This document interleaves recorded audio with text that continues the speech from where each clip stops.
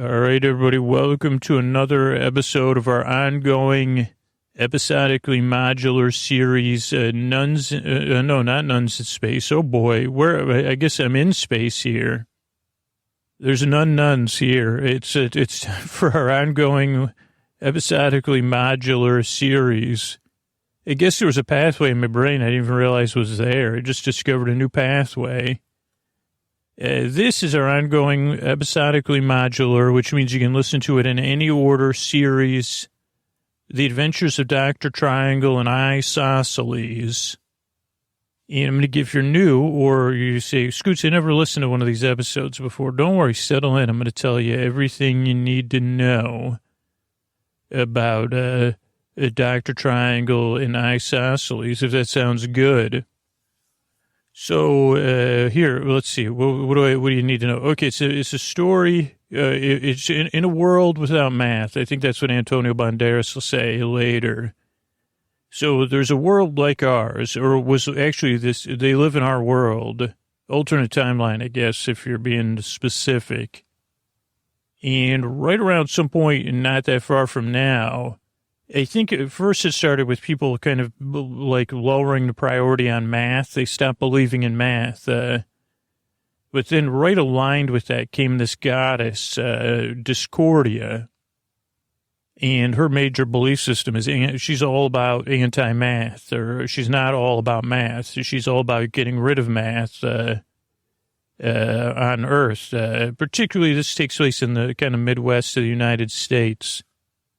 Or what was United States. Also, so she was successful, like Thanos, but she just got rid of math. I don't know if she snapped or whistled, but all of a sudden, well, not 100% actually. She was able to significantly reduce the effectiveness of math and math-based principles, things relying on underlying mathematics.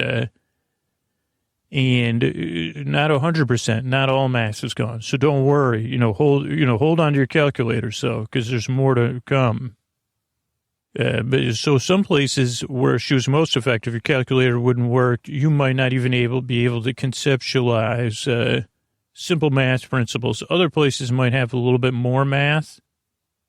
But then she came. I don't think we've seen her, but I believe she's here or there, working to eliminate all math and all math principles, which, you're even thinking it now. That's total chaos. I can't imagine a world without my sweet, sweet mathematics. I'd have algebra, what's life without a cosine and a sine?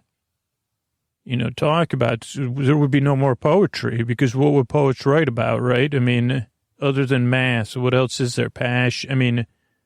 What's passion?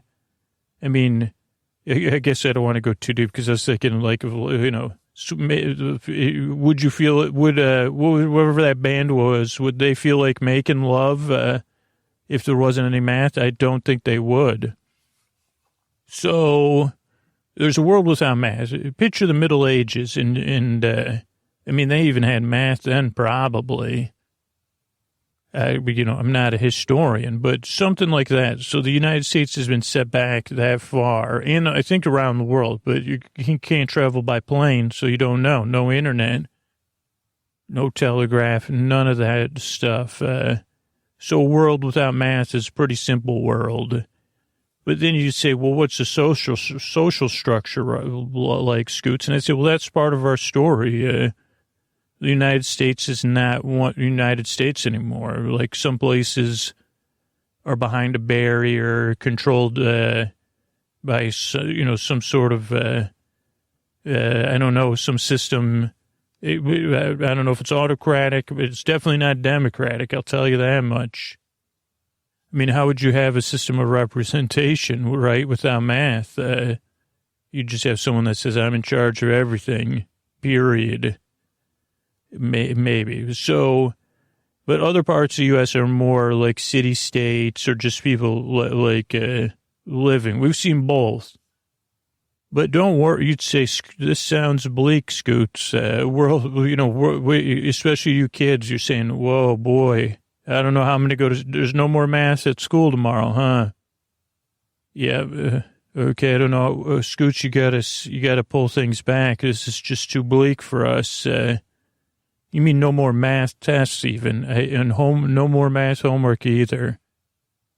And tell your parents there's taxation, I think, but it's probably, presented in a different manner and much less complicated. So that's good news. But anyway, so in this world, there's a force of good if you happen to believe that a lot of good does depend on math, which is, I'm not being sarcastic. Look it up. I don't even think you could have ice cream. Oh, someone just said you could. You probably okay. Well, but I don't think you'd have the sweet flavors they come up with in labs without math. Correct. So a goddess came. Just like there's one side, there's another side. Sashat, the goddess who believes in math, and she has found two heroic figures, Dr. Triangle and Isosceles, who, believe it or not, were traveling performers that used to do a math parody show or, anti-math drama.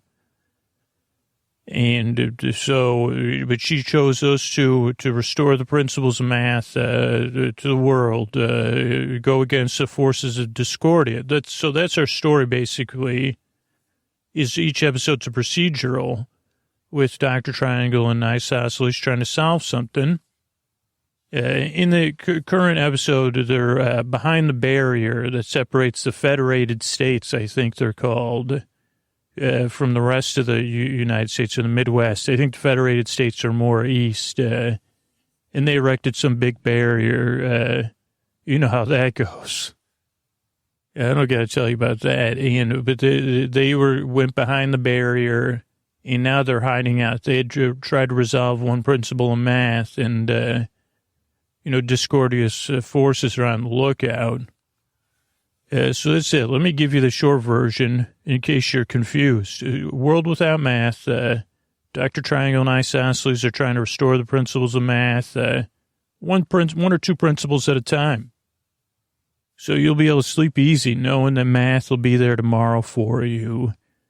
And we also, in addition to a long-winded recap, we also have a Hollywood performer here to do a setup for the show. This is the ladies, this is the gentlemen, this is the boys, this is the girls, this is the friends beyond the binary. It's time. In a world without math, the two heroes rise with charm bracelets and charm. They, alone or together with people, can restore math to our world. This is the adventures of Dr. Triangle and Isosceles. Oh, that was amazing. That's Mr. Antonio Banderas. I'm just silently applauding. He's leaving the studio. He's going to go lie on my bed. And we have a new game to play that I haven't even opened yet, a two-player version of, it's a New York City edition of train making with cards or something. I forgot what it's called. Tickets to Train, two-player edition or something. So we'll be playing that. He's smiling. And he puts on his hairnet, and now I have little booties. Even though your feet don't go out, touch my bed, I still like you to have those booties on that I got at a furniture store. Yep. Thank you. Thanks. So that's Antonio Banderas, and this is The Adventures of Dr. Triangle and Isosceles. Hello, everyone. This is Ada the Mule. Though you would not recognize me right now because I'm undercover as a pony. And we did try to make me, we put some rainbow paints in some of my mane or whatever this thing's called to make me look more like a pony. Or at least, and then Isosceles keeps calling me my little pony, keeps saying that and patting me. So that's not exactly great, but I wanted to catch up on where we are with things. we've been laying low and biding our time and pretending, making me into a pony because I got to go back to the stables. I can't stay with them the whole time. And waiting to know, because so basically Discordia's been looking for Dr. Triangle and Isosceles, turning over everything, trying to find them.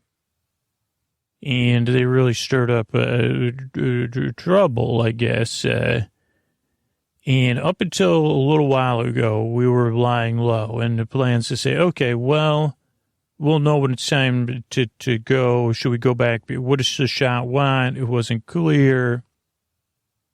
Even though we're hiding out in one of Sashat's temples, anyway,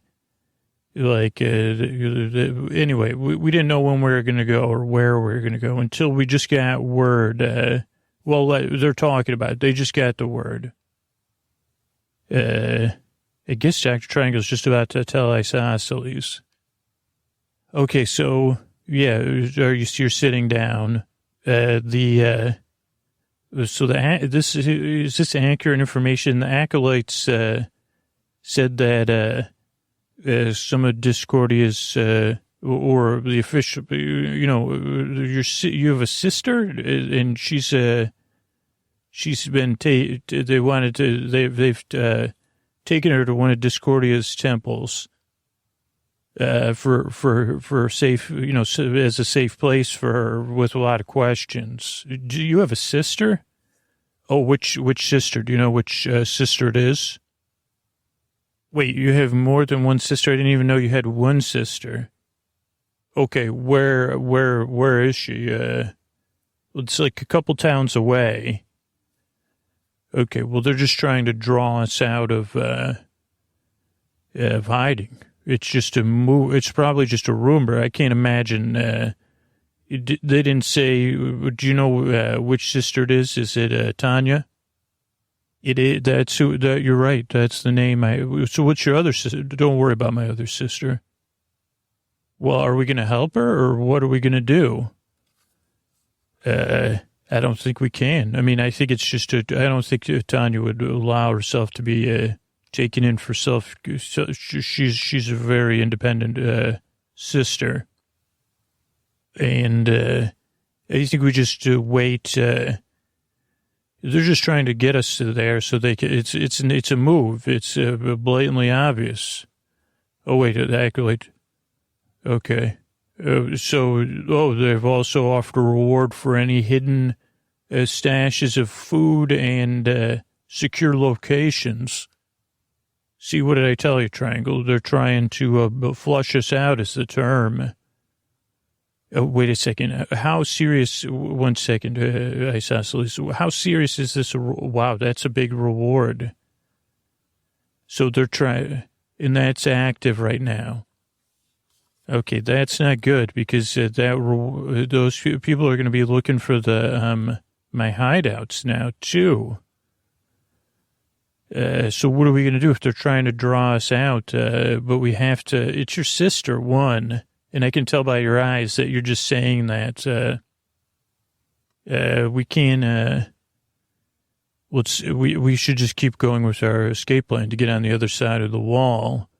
I think we should just stick to that and then go back to not being here in the Federated. It's trying to restore math outside of the Federated States, not here. I don't know. I think Sashat has us where, I mean, I realize that I'm supposed to be the logical one. That was a joke.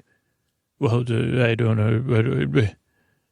I realize that but I think Sashat wants us here, or... Wait a second. There's those acolytes there. They're like trying to listen in on us. Wait a second. Like, how do the acolytes travel between towns? They just do it as regular people because they're like underground. So that's why they wear those robes and hoods and everything. They don't know what one another look like. So when they're out there in the world traveling, they're just regular people. Oh, like anonymous. Because I was thinking we could go, if we have to do this, we could do it as followers of maybe we could Discord. We could do because we couldn't do it as anonymous, obviously.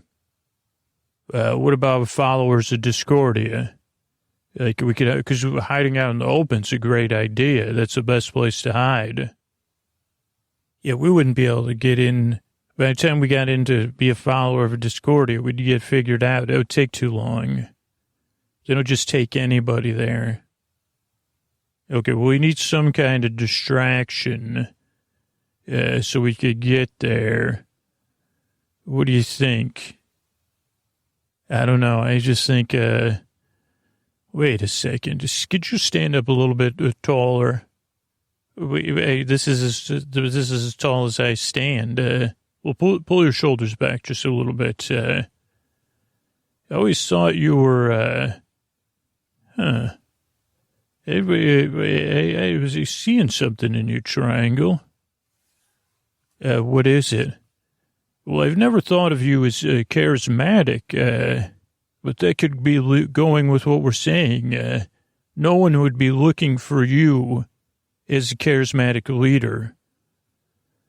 I don't know. How do you know that? Well, you're always kind of like the foil sometimes, or the voice of reason. But what if you were, what if you became like a super fan of Discord? Instead of we join, there's the members of Discordia is organized, the organized Discordians. But what if you became like a super fan of Discordia and I was a follower of yours, or Discordian principles?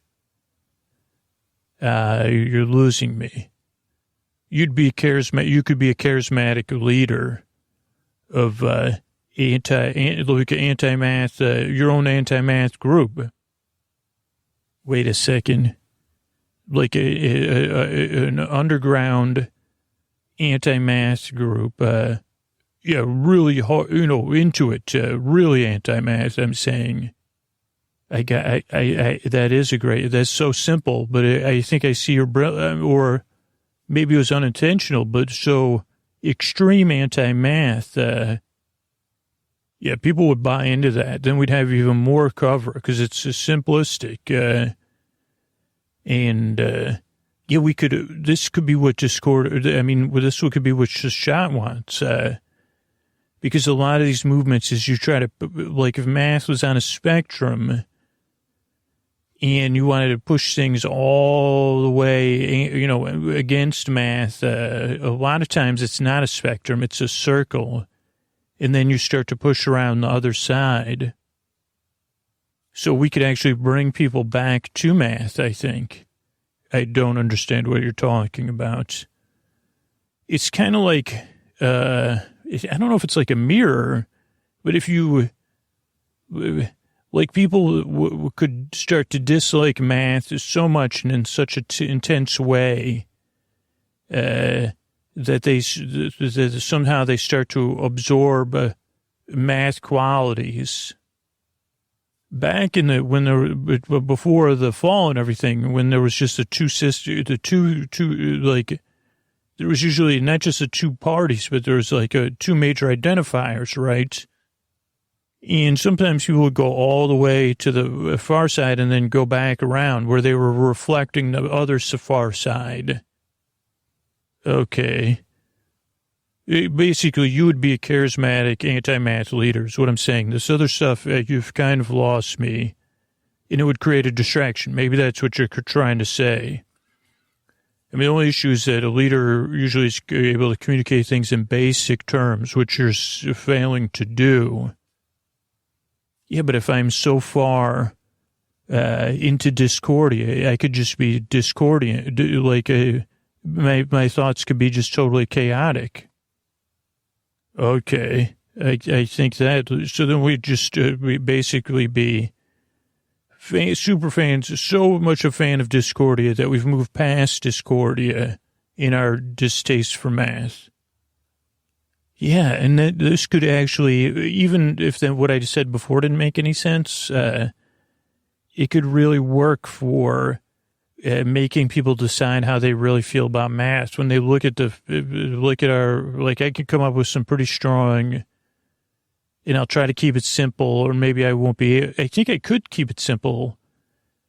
I even have another layer of ideas, but what if in seeing our distaste of math, it might help people realize, like, those two are gross. So, like, I just realized I actually like math, or there's some good things about math. Okay. It also would just create chaos, because it would be a group that Federated States and Discordia's followers don't have control over. And if it was simple, it could be like a meme almost. Right, like we'd be battling chaos with chaos, creating, because it couldn't be all, or are we playing right into Discordian hands? Well, I'd ask you, is there a math principle in there we could make available to us? You're the person that plays Dr. Triangle. Wait a second, there is. It's conjecture. What? Like conditional statements. What do you mean? Conjecture. Are you objecting to what I'm saying? Is that what conjecture? No, like if then. Okay, what? That doesn't sound like math at all. Like, what if I understood what you were talking about? Okay, I know you're stressed about, like, listen, it's okay to be stressed about your sister, okay? We're going to get there. What I'm saying is we could restore the principle of conditional statements like conjecture. Maybe, what if-then statements. If we restore the principles of conjecture, then we can create more chaos. Is that necessarily conditional on one another? I think so, because if it's check your charms to see if it's missing. Do you have any new charms? I have something that looks like a podium. I have a new charm here of someone holding up their finger, making a point. Okay, hold the charms. I can't believe these charms are so magic. Okay, hold your charms. Oh, Shashat, we call to you. We are here humbly serving you, doing the best we can. And we call on you to restore the principles of conjecture and conditional statements for the love of math and math principles so that we might better serve you, Shashat. Okay, nothing's happening. That's probably nothing happening yet. Yeah, there's no big boss, so that means that I can't believe those. Maybe that's why these people seem so happy. Are you saying? Well, I was kind of joking. Okay, so how do we test it out? Okay, if the sky is blue, it must be daytime. Okay, nothing happened. Let me look outside. Quick question, though. Does this mean we have to tell the truth all the time? Like in those movies, wasn't there like 10 movies where the main character had to tell the truth all the time? Is that the case? No. That's the good thing about conjecture. It doesn't have to be true. Well, then why would we want to restore it? Okay, just trust me. This is the perfect thing for, even though I'm not charismatic, to be a charismatic leader, this fits right in. All right. So, okay. So basically we'll just, we'll redo, we got the pony now. Ada's the pony. And then we'll redo the wagon and we'll tour around, spewing anti-math principles, in a whatever, conditionally stated or whatever, however you said. Yeah, there's only one more thing, like I was thinking about, like all the moments in history, that I'd like this to be peace, even though this is like extreme, I'd like it to be peaceful. Well, when was in a time anybody will be, in the end, it'll be for good. So if we can make it peaceful and, like use pillowy soft power instead of, like, so that even though we're using this to create chaos, it's a soft chaos. Never heard the term soft chaos before. Or, I've heard of people using soft power to help direct service and enact, empower people and stand up for people's rights and be used for equality and uplifting. I haven't heard of it to hide us, to anyone using, like you're talking about, the great ones. Yeah. Mandela, Gandhi. Right. Chavez, Mother Teresa, MLK. Yeah, that's what I'm talking about. But so we're not exactly, in the end, we're indirectly, but we will use it. I want to follow their example, even though we're using it, we're going to be using it to deceive people initially. I just want to use passive soft power. Okay. Do you have any ideas of how to do that? I do. Let me think about it. Let's start getting ready.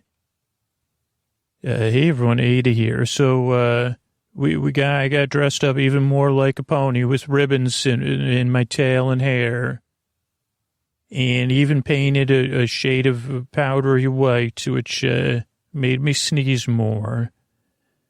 And we headed off to street corners and town squares, just like they were performing, but because they were out in the open. I mean, a couple, cosmetic changes to Dr. Triangle and Isosceles to make them look a little bit different. But Dr. Triangle started to make these, I guess you'd call it preaching, in some anti-mask preaching, and started to use if and then to talk about all the downsides of math and what the slippery slope, a bit like the plot of The Music Man, but I don't really remember the plot,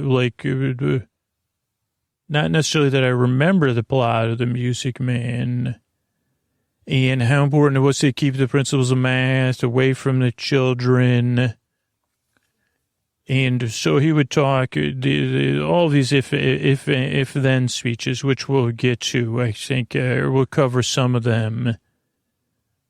But they also said, well, what do you do when you encounter math? Because as these speeches were very anti-math, the presentations were very to stir people up against math. But then Dr. Triangle tried to bring it down, and and then Dr. Triangle tried to bring it down. So Dr. Triangle started to teach this method, which is both fun and silly and soft, meaning Dr. Triangle's goal to bring attention to math, to stop the usage of math in your presence, it was a very, very effective tool, and quickly, and people caught on to it because not only was it fun and relaxing, it was thrilling and soft at the same time. And so it just started to drain the power. It made people want to follow the movements. Even when people were like, I'm not exactly sure about all this if-then speeching stuff, but it was something anyone could apply anywhere at almost any time. And all it was called the Kerr method. I guess that Dr. Triangle had observed this other preacher when Dr. Triangle was in university, named the Great Kerr. That's Kerr, not Cur. And what he would do is just lie down in the presence of resistance. It was a form of resisting and calling attention to things. And so Dr. Triangle taught the Kerr method, which was simply, if you see someone using math, or you're outside of an institution where you believe math is being used, even though Discordia claims it us to be an anti-math society, all you do is lay completely down on your back. Normally it's how it's so you can look up with your eyes and make eye contact. And also, and you say, no, thank you. And anytime, especially an authority figure or the person using the math that you've seen, you lay down and they say, no, thank you. And you could say what they're doing. No, thank you. You know, you're using addition or subtraction. No, thank you. Or if they say, hey, you got to get up, or this is an official Discordian event, you say, no, thank you. I don't want any part of your usage of math. And this is going on because, one, it's hard to argue with. It's also, you just like when someone's lying perfectly flat and politely saying, no, thank you, it's very hard to deal with. It's very disarming and contagious. Other people, that's the other thing. If you see someone lying down, you lie down and say, no, thank you. So it's a symbol to other people that started following Dr. Triangle, who was not going by Dr. Triangle, by the way. He was going by Dr. Conjecture. Oh, no. Dr. Triangle was going by Dr. Conjecture. But so when people would lie down, it caught on. It wasn't viral in the sense that it would, but it was easy to say, oh, I also don't want math being used here or being taught. So people started doing it more and more. And not only is it if you're on the other side of it, it could be a little bit frustrating and chaotic because you say, can you get off my floor? This is my store. You know, I got other customers. You say, no, thank you. I'll stay here. And you say, well, how long? Well, I'll stay here till you're finished using math. Or you promise to stop using math. And then I'll come back. You know, if they promise, they say, well, I'll be back tomorrow to see if you're using math again. And I'll lie down. So it's a persistent use of this at all times that really started to catch on because what are you going to do? They're lying calmly on the ground. It can be outrageous to try to move them, and reasoning with them is tough, especially when they're not. It's a very all or nothing thing. Saying, no, thank you. When you stop using math, I'll get up and go. So it really started to work. It really started to catch on. And then Dr. Conjecture started making more and more speeches and really pushing it, hoping to push people to math reasonableness. But people also really felt, I think there was this underlying feeling of disempowerment in this. And so suddenly they had this sense of personal power. Now, it was misdirected in an extreme anti-math way. But they caught on lying down and saying no to math. Now, what I know that Dr. Triangle doesn't know, is that it also stirred some lower-level subconscious appreciation of math, seeing how it is ubiquitous even in an anti-math society. And so it was terribly ineffective at other than causing chaos and getting on everybody's nerves and getting more and more followers for Dr. Conjecture. It wasn't immediately effective, but I just wanted to let you know that it was, people are reasonable. They just take some time to incubate. So Dr. Conjecture started to even... I mean, the if-then model was very effective because it couldn't be proven wrong or argued with. So Dr. Conjecture would say, if there's rungs on a ladder, then it must be math. If there's square in the stones or the masons, then it must be math. And then it got to the point where people would just say if, and then the then would be them lying down. So they wouldn't even need to explain that if the sky is blue, and then it must be math was not even said. People would just lie down, and they say, "No, thank you. I'll get up when the sky's not blue anymore." Now they're doing it more to control their people, and it was really like this all or nothing thing. But at the time, at least in this few months that we're talking about. It was temporarily fulfilling because you got a thrill from lying down. It was comfortable. You got to get people to change.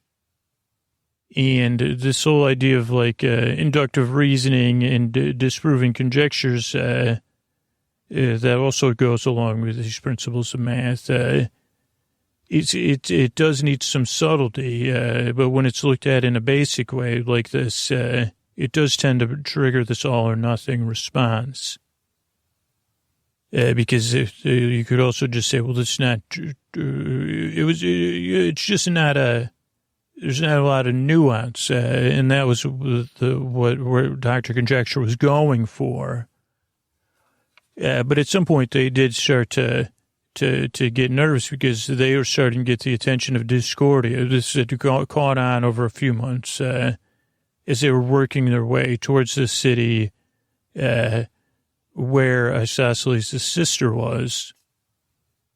There started to be this rumor that the Discordians were going to ban if then, and that was a math term. And they had to take their the rewards to find. Now, most math books obviously were gone, and math purge. But the Discordians to turn the attention away from looking for Dr. Triangle's hidden stashes to looking for math books that had the principles of conjecture in them. I don't know why. Maybe they had some stored somewhere. I don't know. But so let me get to their conversation. They're having one right now. I just don't think this has gone, it's gone too well. We've lost, there's too many people following us now. And I don't think this is what Sashat would have wanted. We've kind of, in a few short months, we may have damaged math worse than the past 30 years did it with a goddess. The power of if-then conditional statements that aren't true. And I didn't realize that if you combine lies and soft power, with the damage you could do. Okay. I think it's just temporary. I think you're giving yourself too much credits. Well, I mean, if they ban if then, I think we just created too much chaos. Okay. I've been observing things, and I think you're right in your initial assessment.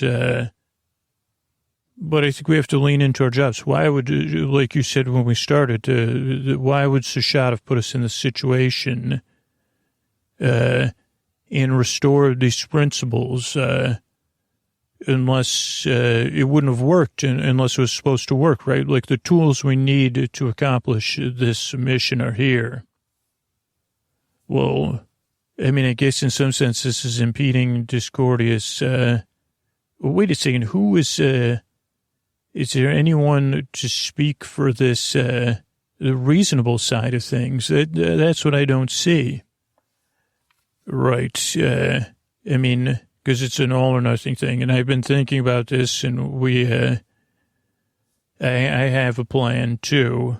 With my sister, because I don't need to see my sister. Like I said, Tanya's her own person. She's very strong.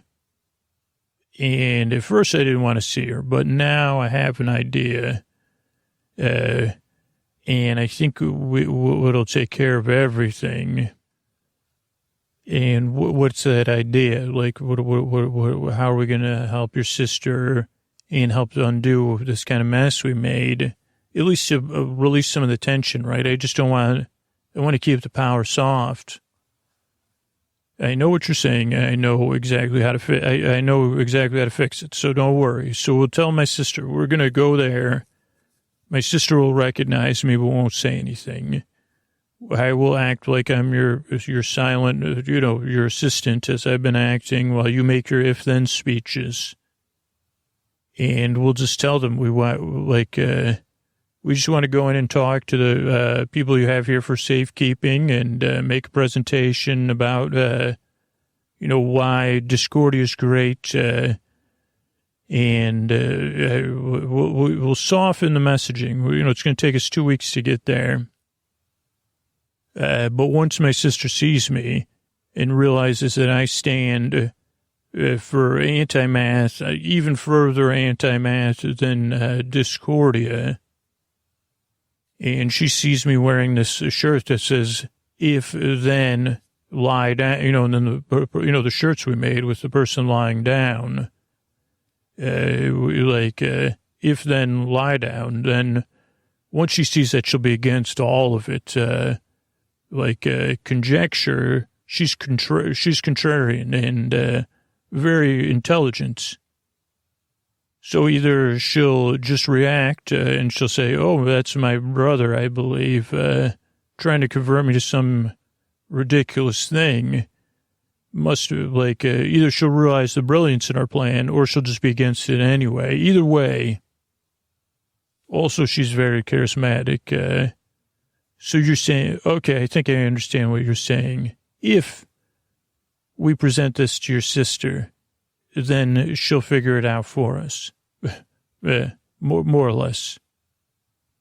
Hey, it's Ada here. So that's what happened is they traveled eventually to their town. They tried to get themselves a little bit more aligned with Discordia, even though obviously the Discordian officials, especially those that used math on the DL when they needed to, or that said ladder and math don't have anything to do with one another, or you're using a technicality and it's not exactly math.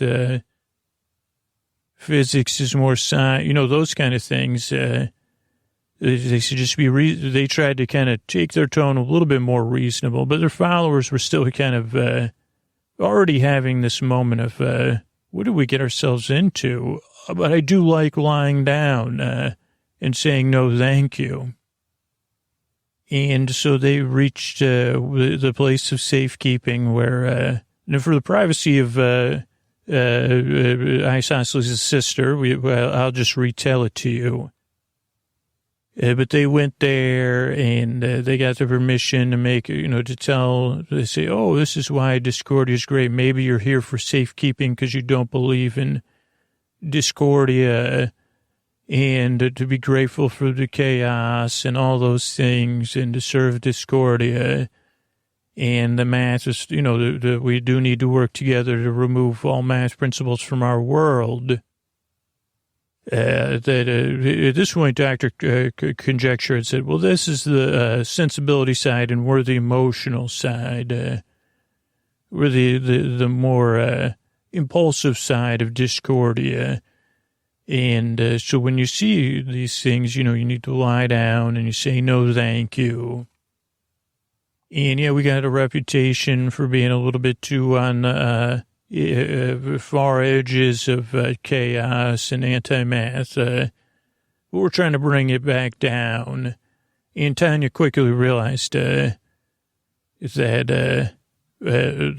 saw the folly in all of it, but also saw the opportunity and also saw it in the eyes of the people that said, well, there's part of this. I like being a part of something. And I like the feeling of power, but I kind of know that I need math. Somewhere in my heart of hearts, I know I need some math. And so she quickly, from within the thing, started to build her own much quieter, even softer power. A thing where they would not only just lie down. Sometimes, like her followers, when they would see people using absurdist logic or conjecture without honesty, without truth behind it, they would do something where they would lean down. They would sit down and then lean back and pretend they were petting a cat or a small puppy or something. And they would say, "Is that really true?" And so this started this thing, and this one quickly, it felt good. One, feels good. It didn't feel good to lie down. Feels even better to lie down and imaginarily pet an animal. Two, things falling on the side of the truth, especially when you come from a place where you're like, oh, I wasn't seeing things. I was wrong, and now I see this a little bit. It really caught on very fast. And also everybody said it in this sly way, and you wouldn't stay until you got on their nerves. You just stay in a sly way, pet the pet, and then get up and go, like you were planting a seed. But obviously, and this was all happening, I'm just giving you a little bit of an accelerated timeline.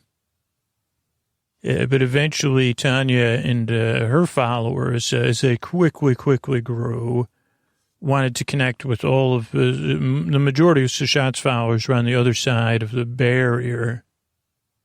But she also wanted to, so then she had her followers, as Dr. Triangle and Isosceles were trying to kind of slink out of the area and get beyond the barrier on the DL.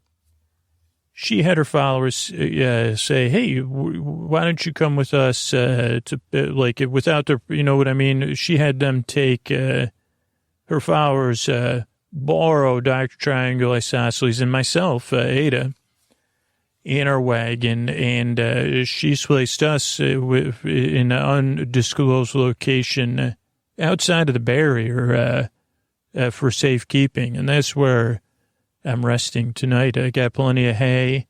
I don't have to be a pony anymore. I'm just Ada the mule. And so everybody's resting now, and I'm going to rest too. Good night.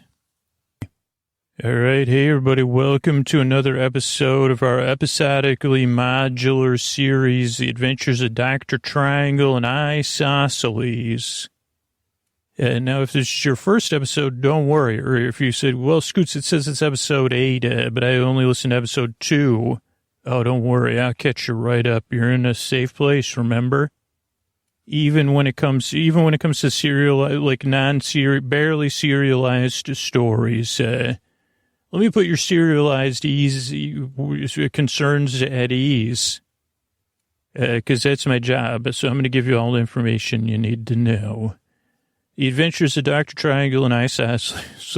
I'm laughing because I'm like, features two main characters, Dr. Triangle and Isosceles, as well as a third character, their mule, Ada, who also serves as the narrator for the story. Thank you, Ada, because you're doing not only are you doing the heavy lifting, you're doing the heavy lifting. You're doing it all. But this story is, so Dr. Triangle and Isosceles are heroic figures, the main characters, mainly that's their, well, let me tell you about the world they live in, because, so they live they live in a world without math, a world once pretty much like ours, not that long ago. Their world they probably could have lived in our world. It was the same. But then at first, I don't know if I've covered this, anti-math sentiment started to grow. And also, probably at the same time, maybe less obviously, people's belief in math started to wane, their appreciation of it. And as that happened, sometimes we think stuff, most of the time we just think, oh, it's just our human, we're just humans being human, disregarding math. But oh no, because this is a story. There was another ominous force at work, a goddess named Discordia, who had come to Earth, or was expressing her, goddess-like influence over Earth to rid the world of math, probably to cause something like discordia. And she was successful, not successful in ridding 100% of the world from 100% of the math, because obviously that'd take, they didn't even mean to pun that, but it'd be like, that's a lot of math. But what she did do is significantly set back technology and all that stuff, because a lot of that relies on math. Our way of life was significantly changed. And you could compare life at the current stage here to the Middle Ages. They didn't have wagons in the Middle Ages, some part of my brain just told me. In the fictional Middle Ages, wagons, wells, we need, okay, well, so that's the world. This does take place in what once was the United States of America.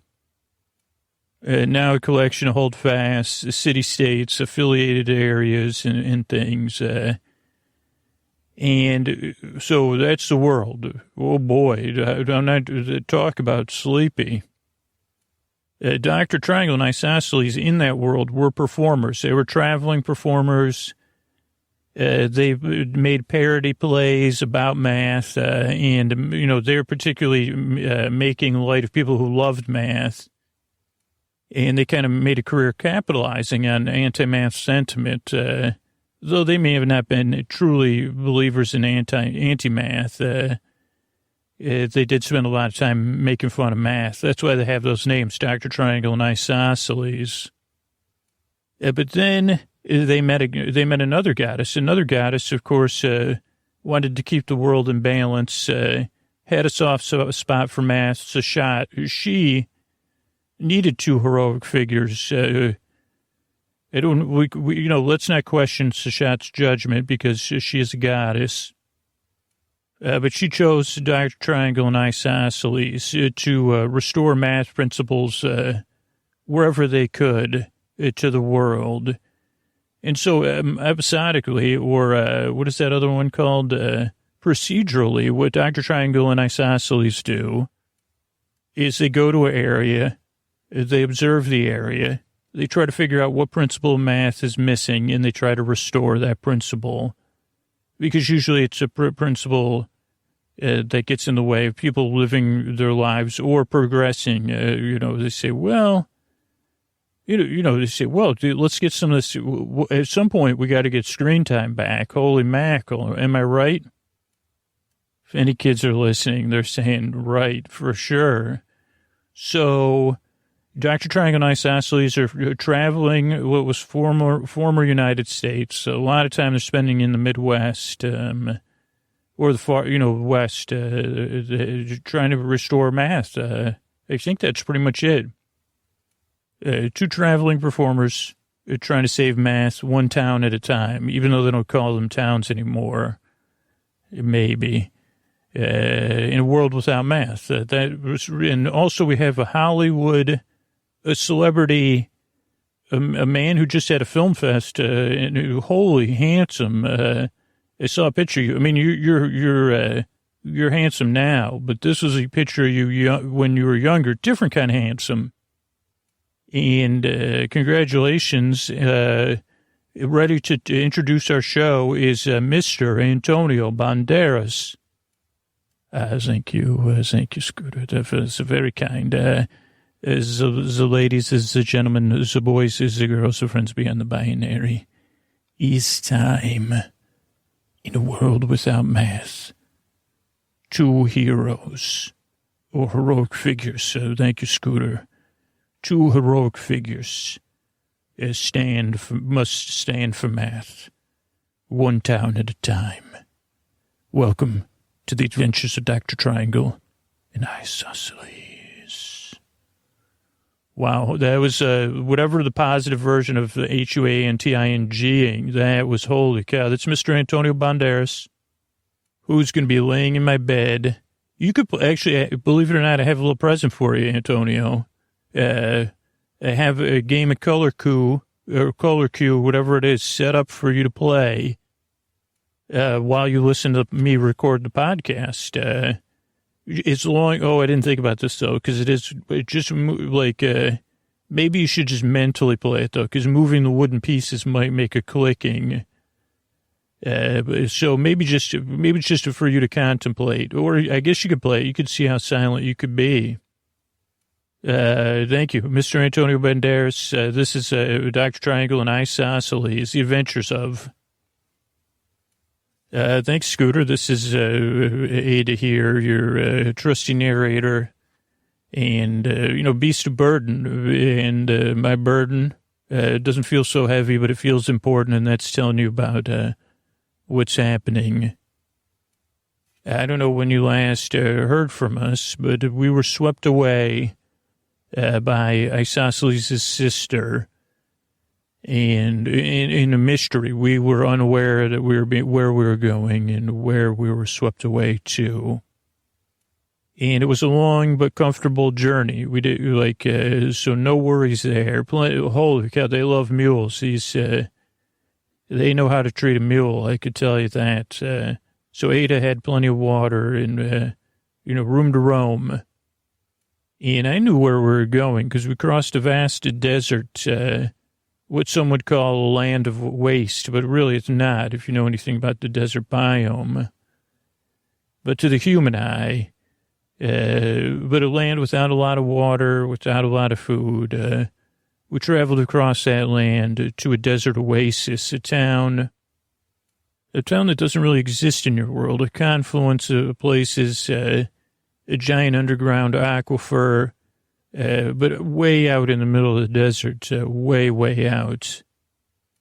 An aquifer, excuse me, Ada's mispronouncing words, an aquifer that could have refreshing water for the people in the area, for the animals that lived in the small groves of bushes and trees, that they could come to drink water and continue the circle of life with them and the humans in the town, as the humans had learned to manage that, enough for a small amount of crops to sustain a small town.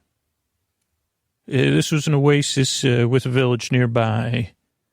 A pretty nice place compared to the land surrounding it.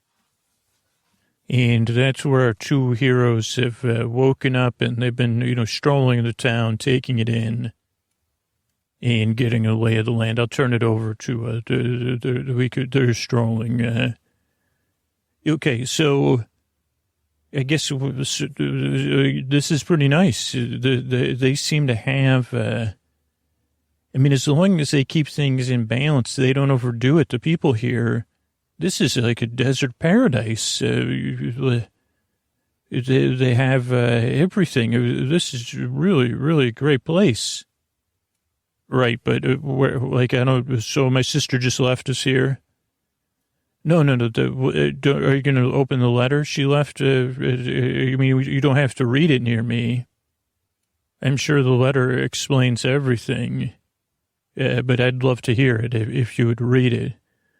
Well, I'm just trying to figure out. So she brought us here, and then she left. We've been asking, and everyone's really nice here. You're right about that. I think it's just because it's almost like fresh water. I don't know. You're right. It is a pretty nice place, and everybody seems really relaxed. Everyone though looks like they're hard workers. I don't know if that's just me, but taking a guess.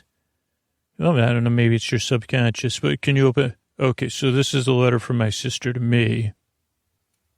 It says Isosceles on the cover, but on the envelope, but I guess that's kind of a joke. Okay, do you want to read it word for word? Do you really think so? Let me see. Blankety blank. Can't believe you'd align yourself. So funny to see you as attempting to help lead a charismatic movement. Surprised you weren't the one in the lead. You might not understand how this can't get a lot of stuff about me not getting it. Not understanding what the force is really at work. And good versus not good. It may have chosen the wrong side of math, but, I could be.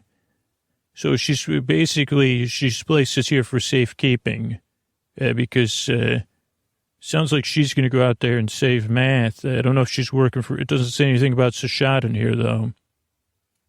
Wait, where does it say that? I don't see anything about it. She says, I'm going to make things right. Don't bother trying to find me. You won't be able to get out of the oasis. P.S. Why would you want to? Oh, I see there she called us a couple of babies. Yeah, that's not like it when that podcaster calls each other a sweet baby. It's not like that. It's not a compliment. Okay, well, the one thing we have to go on is that people said she had a wagon pulled by camels, and that she headed out that direction. We've been walking to the end of town, I mean, we might as well just keep following the camel tracks, at least for a little while, and see where they go. Yeah, we should have brought some water, though. Well, I'm not thinking we'll follow them all the way. Let's just follow them for a distance. We'll keep all right. We're not going to walk too far out of town. I can't believe, I wonder what was here before, though, because it's interesting to be out here in the desert with the swirling winds and the heat, and they live underground, and those are concrete. I mean, I wish I knew about this place. I would have just, if I could figure out how to get all of my entertainment and adult beverages out here, I could live out here, but I'd probably have to share everything instead of living, if I was going to live by myself. Yeah, there's a lot of I don't know, there's old train engines all lining the edges of town. And these camel tracks keep going here, heading out towards the edge. But yeah, I don't know what was here first. I mean, I think it's cool that they live in those concrete. I mean, they don't seem to like it that much, but I guess, you stay cool below the earth.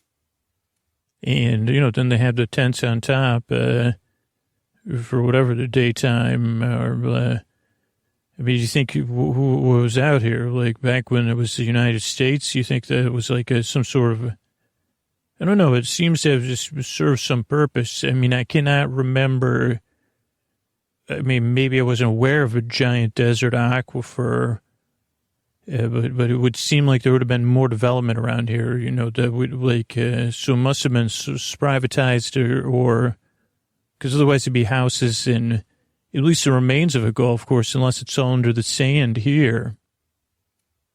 Speaking of under the sand, the camel tracks stop right up here. What do you mean they stop right up here?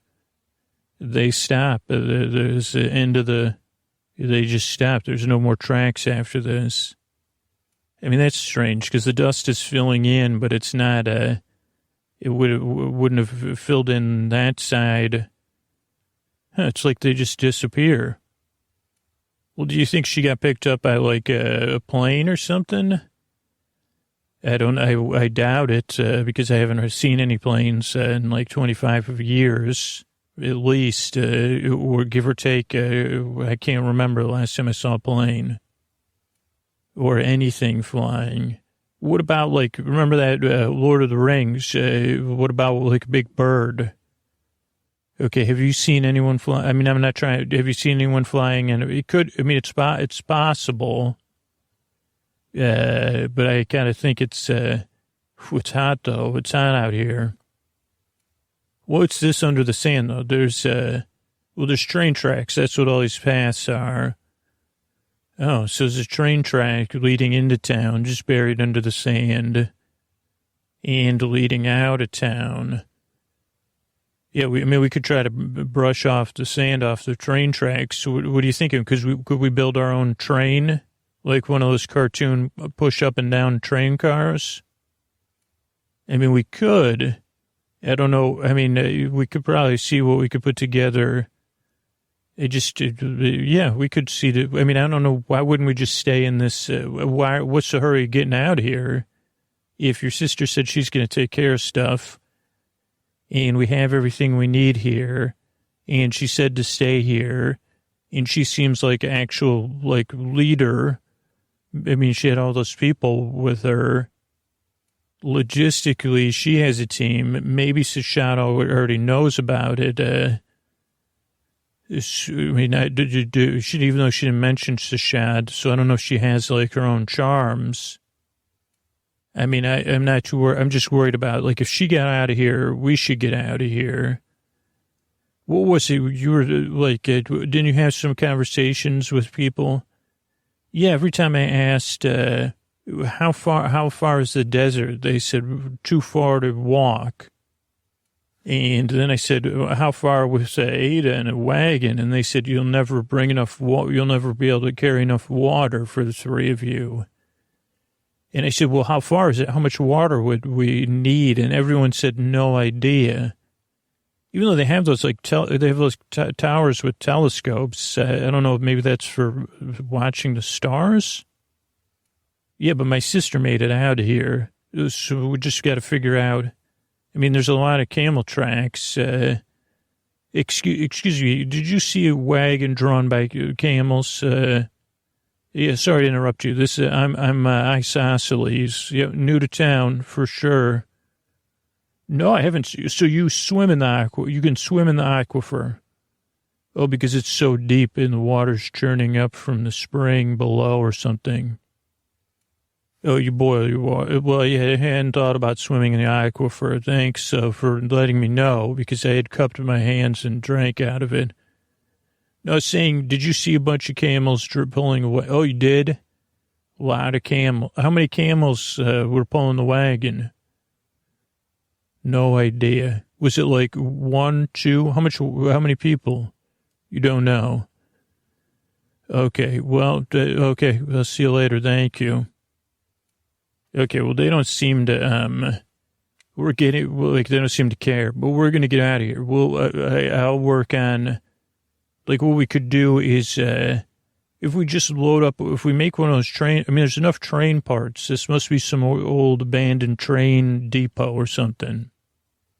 We could make a working train. I don't know if we have time to do that, but we could do one of the ones where you're pumping the train. And we could have Ada pulling at times, so then we take breaks, and we'll just bring enough water to cover that.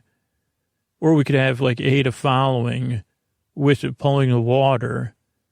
Yeah, but we don't even know how far out of town. Like, we don't know if it's 1 day or 5 days.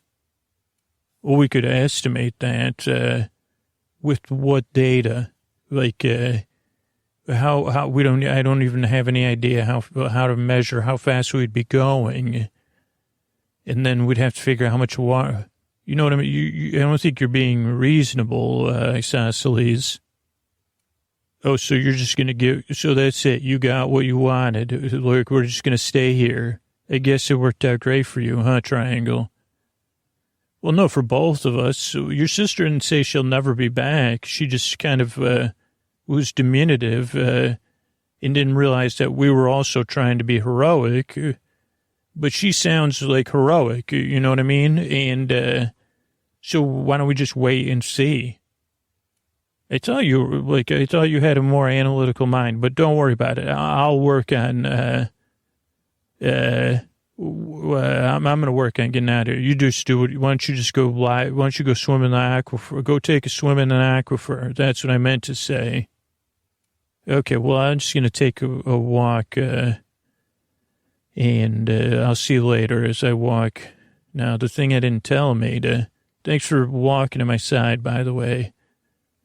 Whew, that was, what do you think? Would you stay here? I mean, there's plenty of water.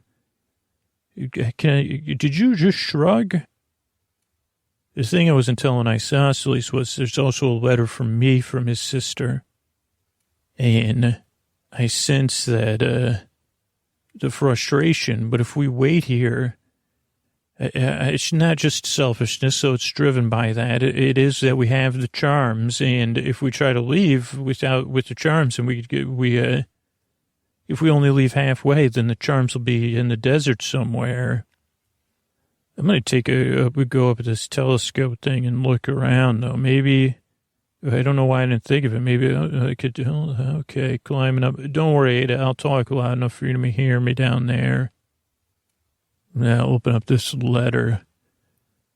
Oh, dear Dr. Triangle, take care of my brother. I'm confident that you and he, in your stubbornness and selfishness, will find a way out of town.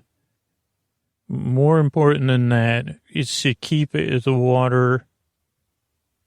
Oh, keep the water safe until my return. Watch out for Discordian forces through the telescope. Sure, my brother's pacing back and forth, wanting to leave now. But there's some force at work here. We're only able to cross by two ways, by two means. Her handwriting's messy. We come with a set number of camels and a set number of tanks that we just fill up. For some reason, due to discordian power. We're unable to figure any of that out when we're here. And by figure it out, even now I'm getting confused, but basically how much water and how many camels we need to get out. But we also don't cross by land. If you keep looking where our tracks disappear, you'll be able to figure it out. But don't just head out there. You'll have to figure out some way. You'll have to get some things working. And you'll need the town's help. And the town will need your help. Okay. Okay. Sorry, Ada, I was just reading and thinking. I looked through the telescopes. There's nothing in any direction. I can just see some green, but it's really far away. And I don't even know if it's so probably too far to walk to. Yeah, no, off to that direction. I don't know if that's north, south, east, or west, Ada. So, sorry, you're looking at me expectantly. You really are the best mule. You're a mule, right? I'm just kidding. I mean, so this letter from Isosceles' sister says, basically there's some mystery in this town, something to do with the water and the townspeople's help. I think it has to do with all these train engines, all this steam, but I'm going to go get Isosceles. We're going to go to the edge of town. And why don't you go get some water? Don't swim in that. Keep the pee out of the pool. You know what I mean, Ada? And I'll see you in a bit. Hey, this is Ada here. So Dr. Triangle and Isosceles eventually got to the edge of town, and they started digging at the edge of the camel tracks. And they found a giant platform that sprung up and led underground to a huge, huge tunnel full of pipes. A tunnel that kind of felt humid. And on one end, it had one of those giant doors you kind of see under the water with the spinny thing. And they knocked on it, and it was sweaty with water. And Dr. Triangle said, this is some sort of underground aqueduct. It's closed off right now. And then they saw that the camel tracks joined up with a train track underground at the bottom of this aquifer or whatever, and headed off in a distance. But there was not a note, but a sign written on a rock that said, don't follow without power.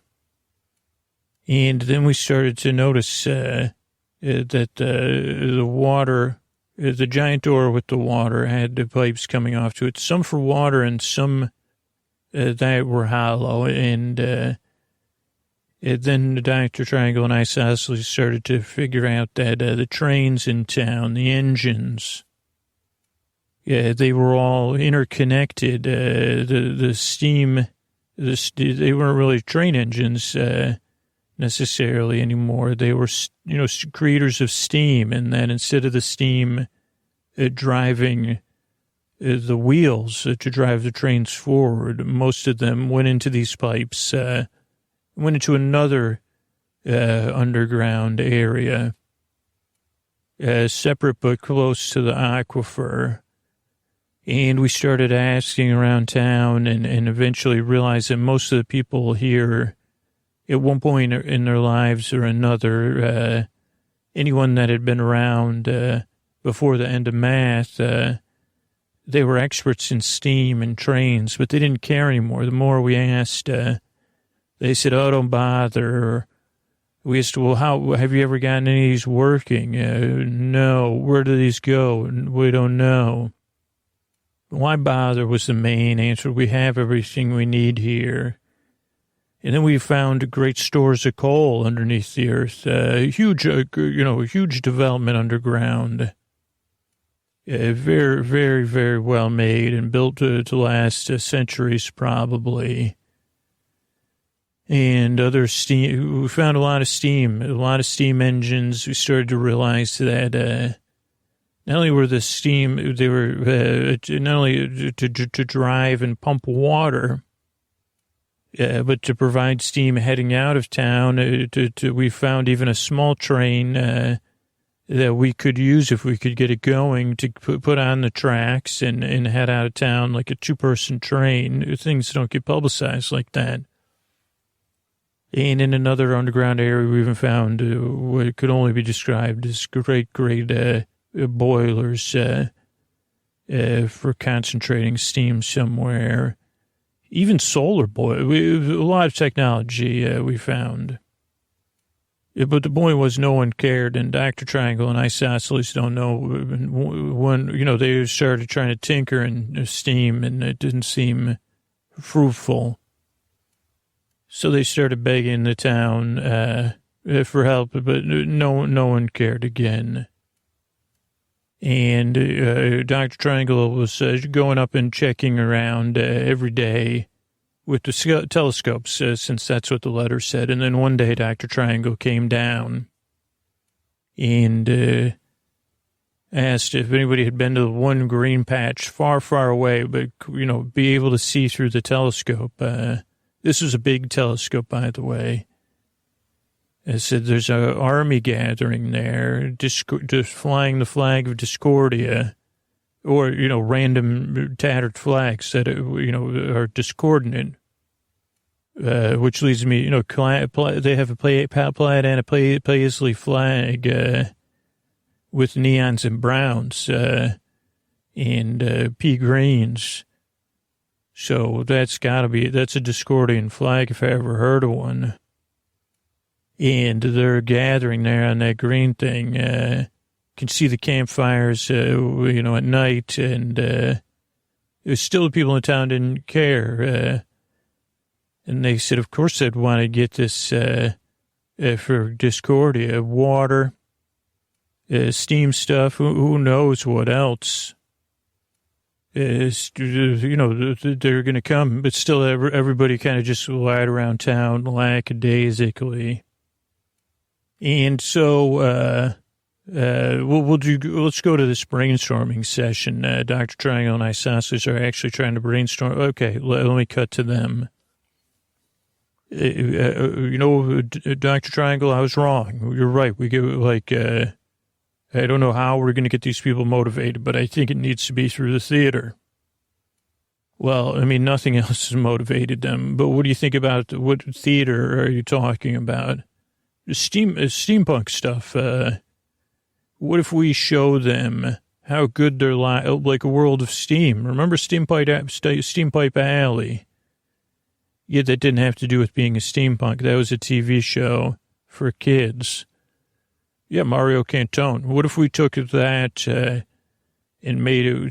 took it and mashed it up with steampunk into a play, like a Victorian London meets the Middle Ages or something. I don't know how to describe it. So just do a play about how great it is to be a steampunk is what you're saying. Yeah, maybe like make the old. I could do it. I could play the steampunk, without a puff or something. A little rebel without a cause. Okay, so you're saying glamorize being a steampunk and a connoisseur of steampunk lifestyle. Yeah, I'll do a play about that. I'll really ham it up, but also, just like my sister did, just make it seem impossible for these people to attain. But maybe that's where those things are going, too. One other thing I noticed was that the town's defenses are, the town has a defensive system. It's all steam-based. What do you mean? Like a lot of the pipes going from a couple of the train engines, they go to things to shoot high-powered water jets. There's a couple steam launch trebuchets and a bunch of things to propel things that would definitely probably outmatch Discordia. Okay. So This isn't a problem of math, it's a problem of motivation. I'll just do a great steampunk presentation. Great show. You know, kind of blow everybody's mind. Okay, so what are you going to do? Like a music, like, because we've used the music, you know, that one. Trouble in River City, I think we've done that twice already. Okay, so we won't do that. I think Rebel Without a Steam. I don't know. What about a steampunk in Victorian London? That's the name of one of those books. What about a Victorian steampunk in a desert oasis? Okay, tell me more. Holy blue sky. What if okay, so you dress as a steampunk. You're cool. You play however you want. Dean Brando. Who was that? Play Gosling. I don't know. However you want to go. Okay. I was thinking more of Aquafina feel, but go ahead anyway. Okay, so play like that, and then you've arrived here. This has happened before, and then you say, "Where's my?" You point out all of the deficiencies, so you might have to. It might have to be like a walking real life play, where you don't break character for days, and you just keep incessantly pointing out all the things all the modern conveniences of Victorian steam that are missing from the town. Keep planting those seeds. Also, I'll keep pointing out that we could easily keep the Discordians at bay. But, I mean, so it's kind of like they have everything they want, but they could have more. That might just motivate them.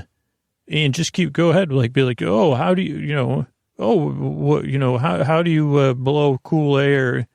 Your air is cool down here, but it doesn't move, so stuffy. I'd do anything for a Victorian steam fan. And they'd say, well, we don't want, whatever. That's how they all talk around here. Well, why don't you just go for a walk? Oh, well, you have a steam engine here. It's just too bad. Okay, I got it. I can do that. Okay, great. Why don't you go work on your wardrobe, and I'll keep an eye on the edge of town. Hey, everybody, Ada's here. I'm Ada. I'm back to talk to you once again.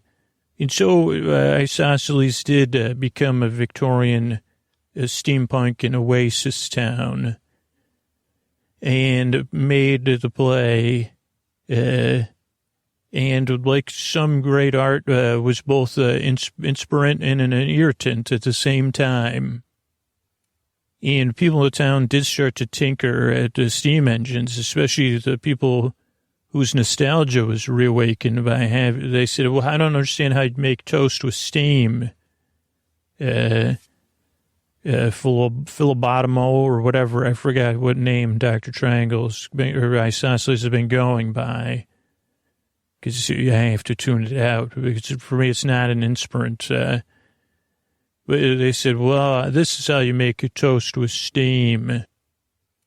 But the idea of having things even better than a perfect desert oasis, it started to get on people. And then some people that were more family oriented or community oriented started to think about, as Isosceles pointed out, the defenses of the town. Well, why wouldn't we put these to use so easy if it was steam powered? And we have everything. And soon hubbub started to grow in town. And people started to ask, well, I don't know how to, ratchet these bolts. And people started to work and tinker and refurbish and polish and oil and grease and tighten and, hammer and all those things. It was a flurry of activity. And there's actually people that were qualified to supervise. And so they were saying, okay, well, we're going to start our first soft test launch on this day. And finally the day came when they would do their first small boil, they called it their first steam. And the more activity in the town, the more activity there was out at the edge of the desert. And Isosceles and Dr. Triangle were even watching. But the desert didn't seem, Discordia's team didn't seem to be able to manage crossing the desert to them either. And so a whole back and forth went, and then it was time for the first steam, and everyone gathered. It didn't go well. I mean, I'll just be honest with you since I'm the narrator. They were unable to wrap their minds around it, despite everyone being there, despite everyone working together. The right balance of coal, heat, and water. And even for something simple and a simpler steam engine, they just weren't able to do it. You know, they could boil water, but they couldn't boil water in the right balance. It was either too much water, too little water, too much steam, too little steam, too much coal, too much wood, or not enough, to even do basic tasks. And then the idea of storing the steam and then releasing it. And everyone became very, very unhappy and, frustrated.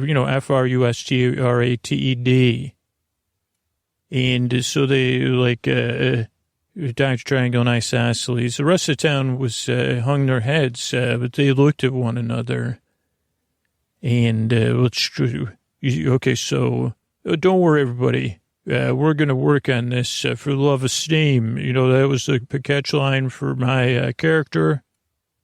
And that's what we're doing. So Triangle, walk with me. This is not a motivation problem. It's a math problem. Yeah, it's a math problem. Okay, so what if we'll just restore the math and we'll be all set. Well, I've been thinking about that because I realized it was a math problem a while ago. But I was hoping it was I didn't realize the breadth of its impact. What do you mean you realized it was a math problem a while ago? Well, I thought it was traversing the desert in distance. That was the math problem. But it is that overlaid on what we need to calculate. It's hard for me to process without the actual principle. But so... yeah, it's a math principle it's missing. And with the math principle, we'll be able to restore steam to this town, and we'll be able to get out of here. Right, but so that's what's keeping Discordia's people at bay. But that's what's keeping Discordia's people at bay. No, they're just waiting for something, or maybe they think we have steam and can hold them off. Nah, at this point, they have sheer numbers, so I don't think... So as soon as we solve the math, that they'll just come and take the water in the town. And even if we get out of here, then they'll control the steam in the water. Okay, well, we could get everybody out of the town, I guess, with us. No, I didn't tell you this, but your sister sent me a letter, too. And she said, and I would have probably suspected it anyway, that this isn't some simple aquifer. There's some sort of, this is here for some kind of reason. I mean, even if it's just to restore water to nearby cities and power cities with steam. But I gotta think that Discordia is not gathered for me and you. Which, that's what I thought. Yeah, I thought they were going to come get us. No, they're here to get the town in the water. And they probably even knew what we were doing. And now they've put us in this dilemma. Okay. So what do we do? I think you're wrong, though. I'll be honest. I think this town... I think there's enough to remember that movie On the Road or whatever with that they were able to hold the town.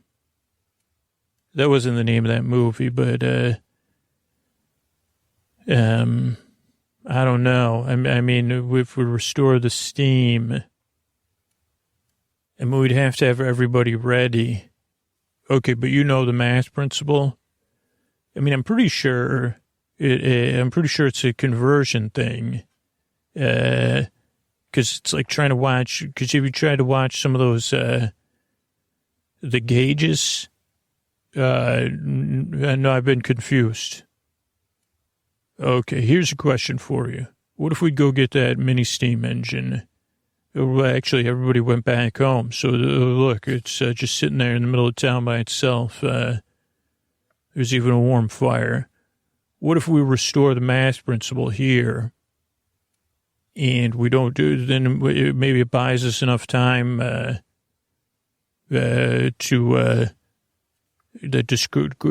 get ready for Discordia either way. Or we just don't tell Discordia.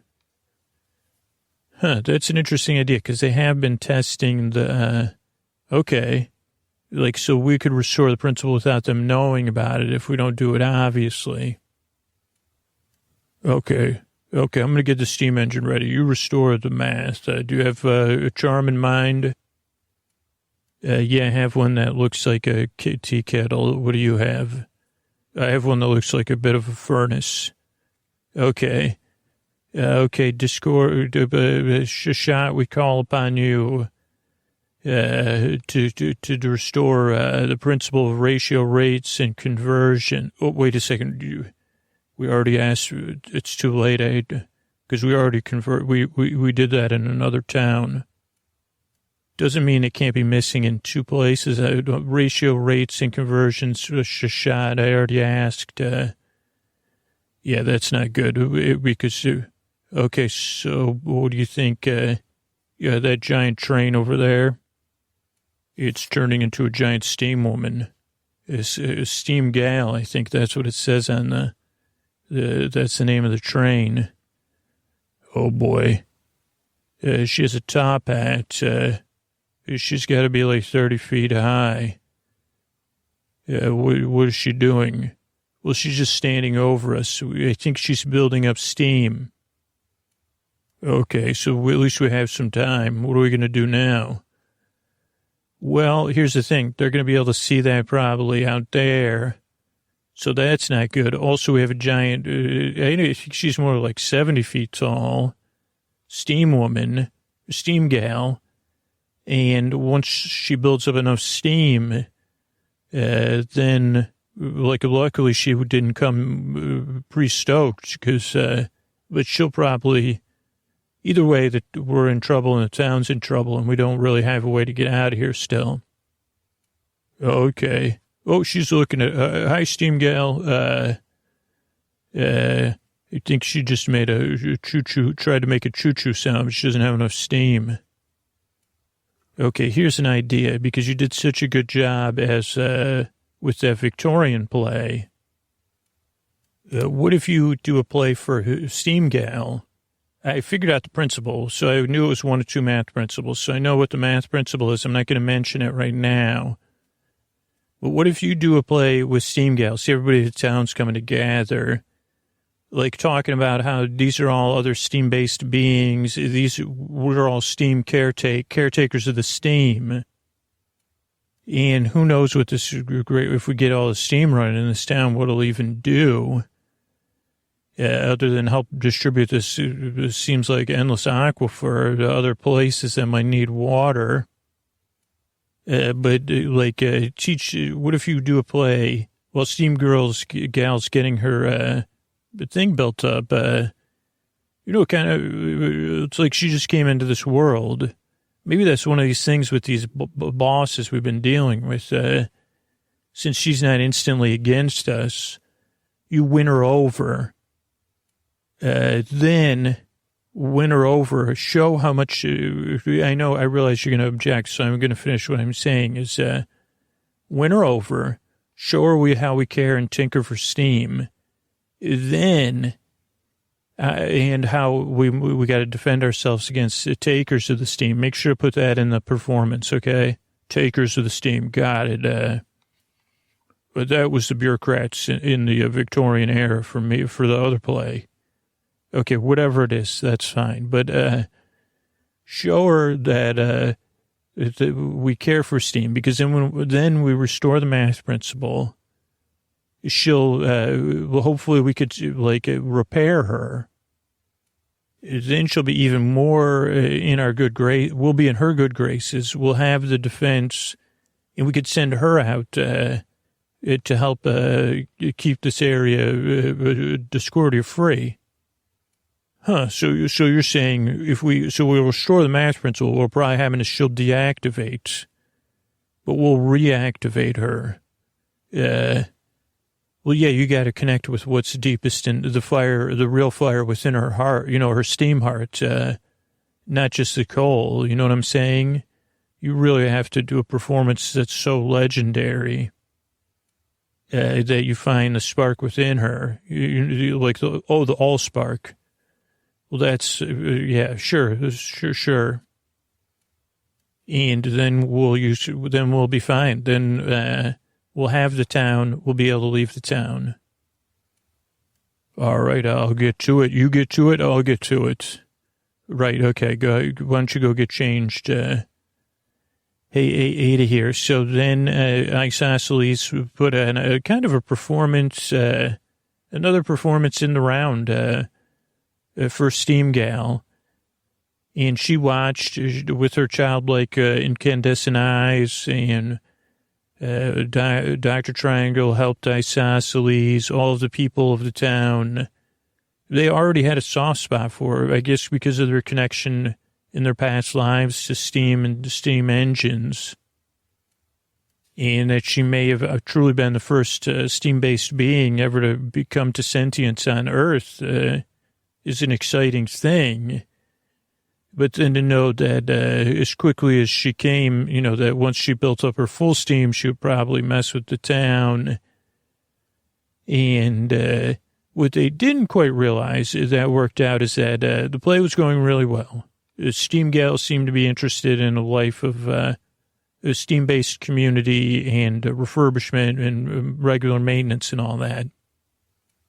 The way it worked, though, was that as she built up steam, she still rose up to her full height and started blasting steam, communicated. Luckily, I don't have to do any of this, but, a lot of it was like those steam whistle type sounds, which are like can really get on your nerves. And when she did that, they thought at the edge of way out there that the town had restored the steam.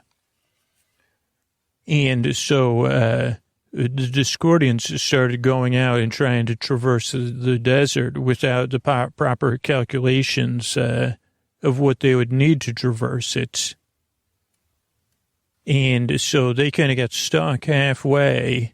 And then, after they were stuck kind of halfway, like they moved too early, Dr. Triangle and Isosceles took their, okay, well, you're right, I could just go to that because they're about to do it. Sashat, we call on you. I was wrong on the last one, Sashat, but wrong in the right way. And then I guess we were even wrong again because Steam Gal still seems to be building up a little bit more steam, but she built up enough steam to slow Discordian's forces down significantly.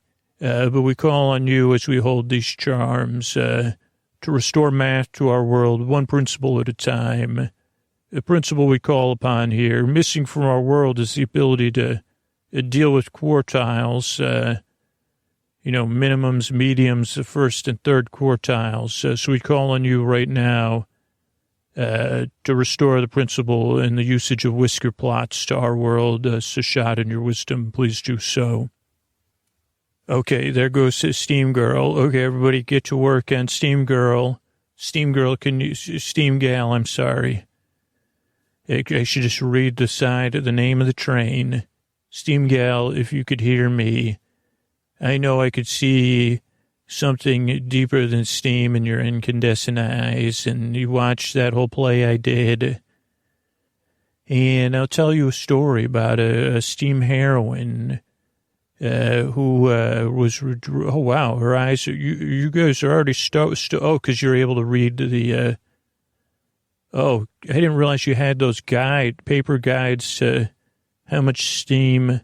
Oh, you just couldn't read those before. Oh, to make sure it's within the variances. Oh, because you got to make sure you don't add the fuel or this water you got to avoid the minimum and the maximum.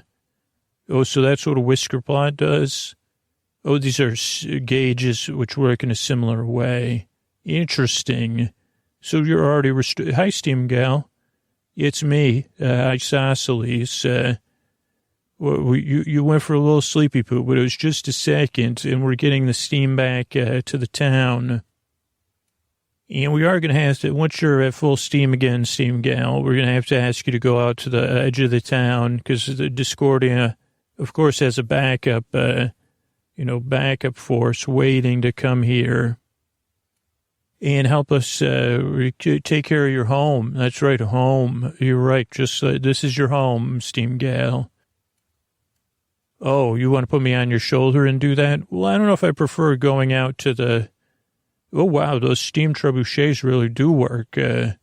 Okay, well, so we'll go out there and what are you going to do? Like kick around some of the forces of Discordia? Okay, I'll see you later, Isosceles. Okay, everybody, let's get everything ready, and we'll keep this oasis away from Discordia. Hey, so it's Ada here. So the action parts aren't really that important.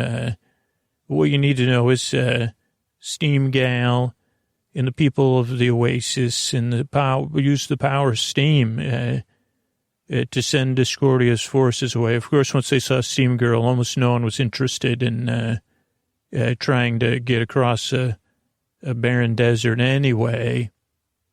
And those few people that did saw the trebuchets and the high-pressure water and all that. Steam, warm steam's not pleasant either.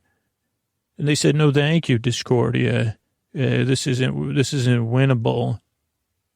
And so the town being kind of was safe for a time. Dr. Triangle and Isosceles worked with the people, said they would come visit, had a heartfelt goodbye to Steam Gal, wished they could take her with them, and then they had a heartfelt goodbye to the town, and they got their own small train, and they headed down a tunnel below the desert with me on the back, Ada, your favorite mule and narrator. And the tunnel was so long that because we decided to stop because it's you just got to stop when you're tired because we can't tell if it's night or day. But here we are in a cool tunnel. There's steam pipes running down our sides, a cool water pipe, or fresh water pipe, and yeah, we're going to get some sleep here. And I'll talk to you soon. Good night. All right, hey, everybody. Welcome to another episode of our episodically modular series, The Adventures of Dr. Triangle and Isosceles. It does come with a hint of seriality, but you could listen in any order. That's what episodically modular means, because I'm going to catch you up right now. A bedtime story is set up with in a bedtime story format. So I'll slow it down even more. So so if this is your first episode, you're in good shape. And if this is, you say, well, I listened to 7, then 2, then this one. I said, no problem. I'll catch you right up. This, I believe, is episode 9. Though, again, like I said, those are just numbers. Episode numbers are just numbers in this case, except for the last one, 10. But still, you could listen to it in any order. I tried reading, for practice for when I was a librarian. I read Terry Goodkind's second book in the Wizard of Truth series, I believe that's it, or the Sword of Truth. And then I went back.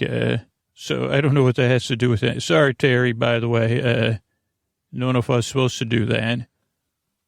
Okay, so where was I? I was saying, so welcome to our series, Dr. Triangle and Isosceles. Good evening. So this is the tale of Dr. Triangle and Isosceles, two traveling performers who live in a world without math, or a world of greatly reduced math and math-based principles.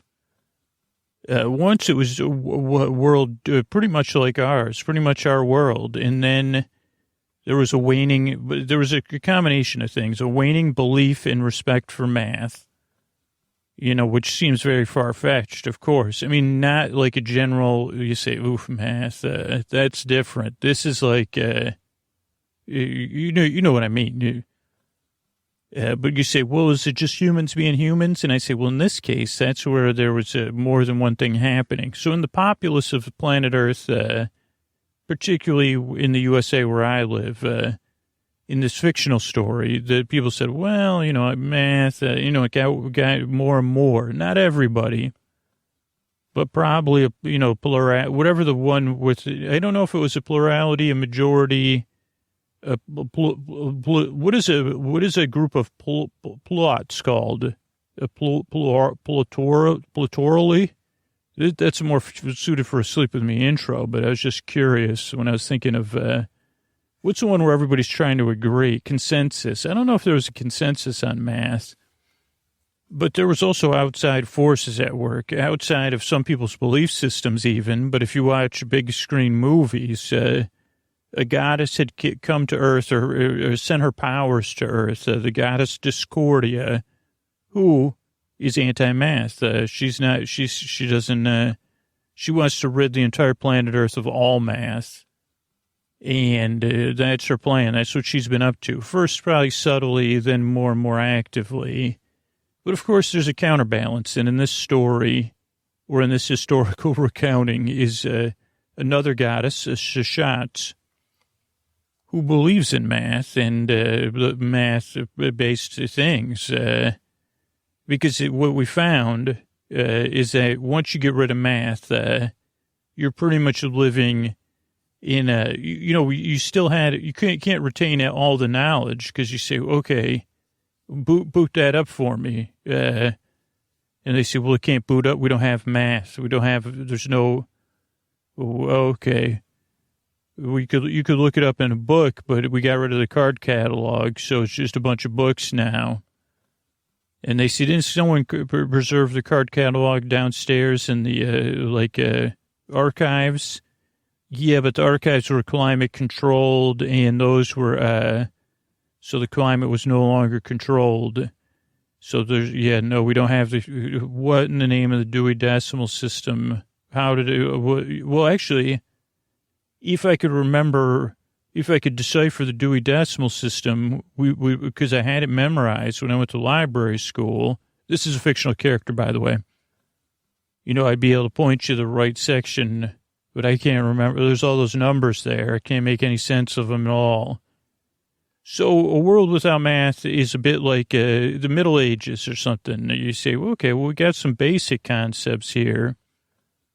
Or a low math world. So that's the world. Who are we talking about? Dr. Triangle and Isosceles, once traveling performers whose form of performance was math parody. They actually were capitalizing on anti-math sentiment. And they were traveling performers traveling in a wagon with their mule Ada, putting on shows, kind of making fun of math lovers or math appreciators, which I would consider myself a math appreciator and respecter. I'll tell you what, as soon as you get rid of my electrons, I become a math lover without, or forlorn, but then that was before the story started. Once the story started, they were recruited by the goddess Sashat. And she said to them, or her she said, I'm looking for two heroic figures to restore the principles of math in the world. And I have these magic charm bracelets. And if you figure out what principle's missing geographically, different principles are missing. That's the procedural part. So they go to different areas of mostly the United States, not the whole, bigger than the Midwest, because we've gotten as far as Nevada, I think, and back far east is someplace. But you go there and you say, oh, okay, you're missing this. It wouldn't be this simple, but you'd say multiplication. That might be too big for just two Earth people to solve. But they would get the charms that say like multiplication or the X symbol or whatever. And they would call on the power of the goddess to restore that principle. And then it would be restored. And so a lot of times, so that's the kind of thing, each episode they've gone there and be like, how come this well's dry? Water ran out. Oh, okay. Sure that's not a math. Sure we can't use math to fix this? And maybe they would look into it. Maybe it would be math-based. Maybe the water really ran out. That's not an episode, but I probably could have done one about that. That sounds a little too sleepy. So basically, Dr. Triangle and Isosceles are traveling the old former United States, trying to restore math one principle at a time. And this is another episode. The story's narrated by their mule Ada. And I'm trying to think any other stuff you need to know. They're heroic figures. Once they were, they do have their own motivations, of course. And so that's it. And I also have a Hollywood, very famous actor, thespian, yes, to set up to introduce the episode, Mr. Antonio Banderas. So ladies, the gentlemen, the boys, the girls, the friends beyond the binariest time in a world without math. What does 1 + 1 equals? The adventures of Dr. Triangle and Isosceles. Yeah. That's pretty good. That was pretty good. I also Reddit loved that you get, hello to my friends on Reddit. Great job, man. So that's Mr. Antonio Banderas. He's going to go lie in my bed because I record in the closet in my bedroom. And he drives up from Los Angeles just to do this for whatever that took, and then lies down for a rest. Then after I'm done recording, if he's behaved and not moved or, breathed out. One time if you want to hear a godlike sigh, it's probably not the most convenient time when I'm trying to record a podcast. No offense, Antonio, but holy cow. One time he sighed, and then I went out and I said, hey, what's going on? But that was private time, But so also then I said shoes off. But that was, anyway, not important. Just, some people forget, and then some people sigh. I mean, I don't have a godlike sigh. Mine is more of like some creature that's more closer to the ground like sigh. The sigh of a turtle, I've been told. I was thinking of other, some sort of, anyway, Antonio's just chuckling. We're going to play a color coup later. So that's Mr. Antonio Banderas, and this is The Adventures of Dr. Triangle and Isosceles. I'm going to turn it over to Ada. Hello, everyone. Ada the Mule here. So we're in a boat, I guess it is a skiff. It looks like it's a former rowboat, or I think they're called drift boats. We're on a boat. We do have one of those things you have in a skiff. I'm not sure what they're called, a skiffing stick. And we're slowly moving. So the water we're in is moving. Now we are under the earth. I'm trying to fill you in individual stories. We had gone into the earth out of like a town where there was a lot of steam development going on that had ceased. And we found our way to these underground tunnels, which were human-made and very advanced for us. I guess like before the fall of math, the aughts and the changing from the aughts to whatever they were going to call them. They may have developed these tunnels because they had that Bohr company. So giant tunnels under the earth is what I'm telling you. And this one has been slowly going down a little bit at a time, barely a great downward grade, but a very slow one. And we were on a train, like a small train, for a little while, and we were going on train tracks. And we noticed that very quickly we had started to. I'm trying to think of what it did to fill you in, but so there was some dampness in there because of the aquifer that we had left. And I don't know if they told you this in the last story. I guess that would have been my job. Is that there was a very deep aquifer that they had discovered, like a fresh water, a gigantic aquifer in the desert in this, western central United States. And it ended up these tunnels were attached to that aquifer. So very quickly, our train tracks went to the side of the tunnel. And then the bottom of the tunnel was a flowing river. Not very fast, but not too slow either. Like I said, it was slow grade downward. And we were on the side, so a bit like a canal. And we were on the side of the canal in our little train car. And we were moving along. And because we were able to go at a reasonable pace, I don't know how far we traveled. And then we switched over to a boat. And as we were doing that, just recently we started to encounter these valves, which are, you've probably seen them in your movies and things. You turn a giant wheel clockwise or counterclockwise to open or close the valve. And at first we were ignoring them because they were like, there were signs on them, but we were like, well, we don't even know what we're doing here. But then when the train stopped with the boat, it said stop at every valve. And there's like this thing to stop the boat. Not completely. You just push it down and then the boat could go on. And it actually works out great for when we sleep because then we're able to, and because the water's slowly moving, there's electrical water wheels generating electricity for lighting in here. Yeah, but so we stopped, and it said there was big red signs. Now, the problem was that none of the signs were very readable. There was, there's valves, and then there's, what are those things? Gauges in the valves.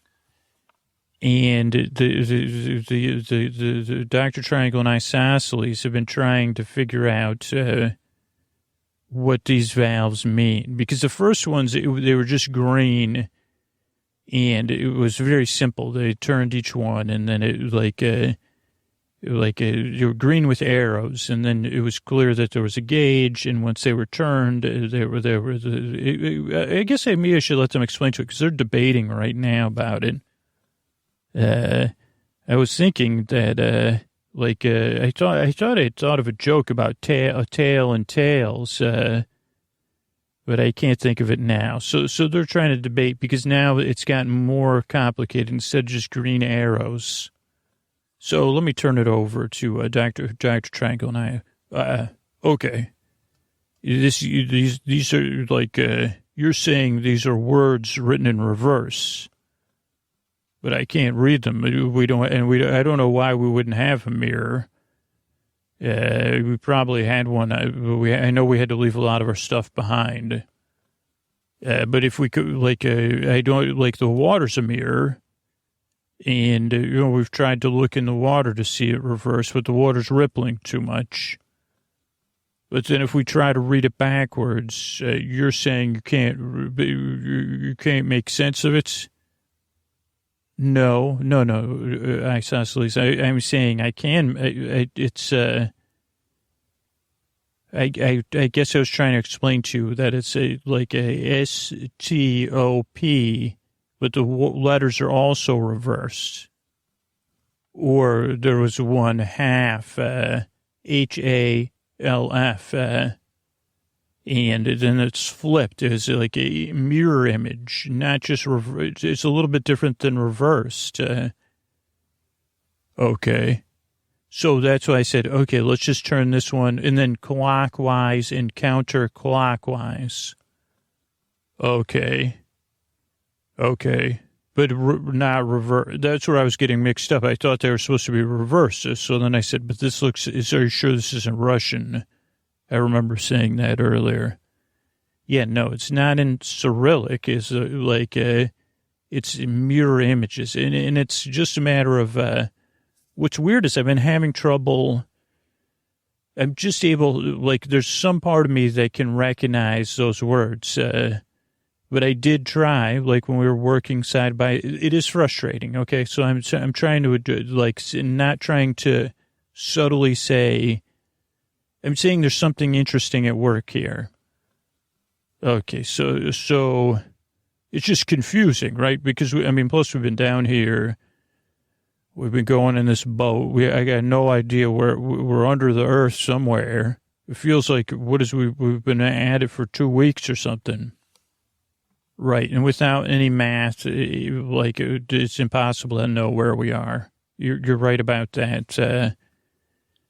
So what do you think is all this? Okay. So here's the situation. We have this canal. We're going in the water. The water's going somewhere. Then we have pipes going along on the sides of the roof of this thing. I banged on the pipes, and they seem hollow. And then we're supposed to open some of these valves at different things or not open them based on simple reverse directions that at first were just open. I get the open one. Oh, green means go. So that's why I could understand. But now these are a little more nuanced, like you're saying, a half or whatever. Right. And then trying to read the gauges. It's not easy.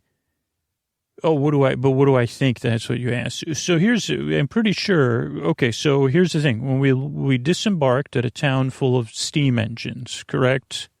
Yes. And a giant aquifer.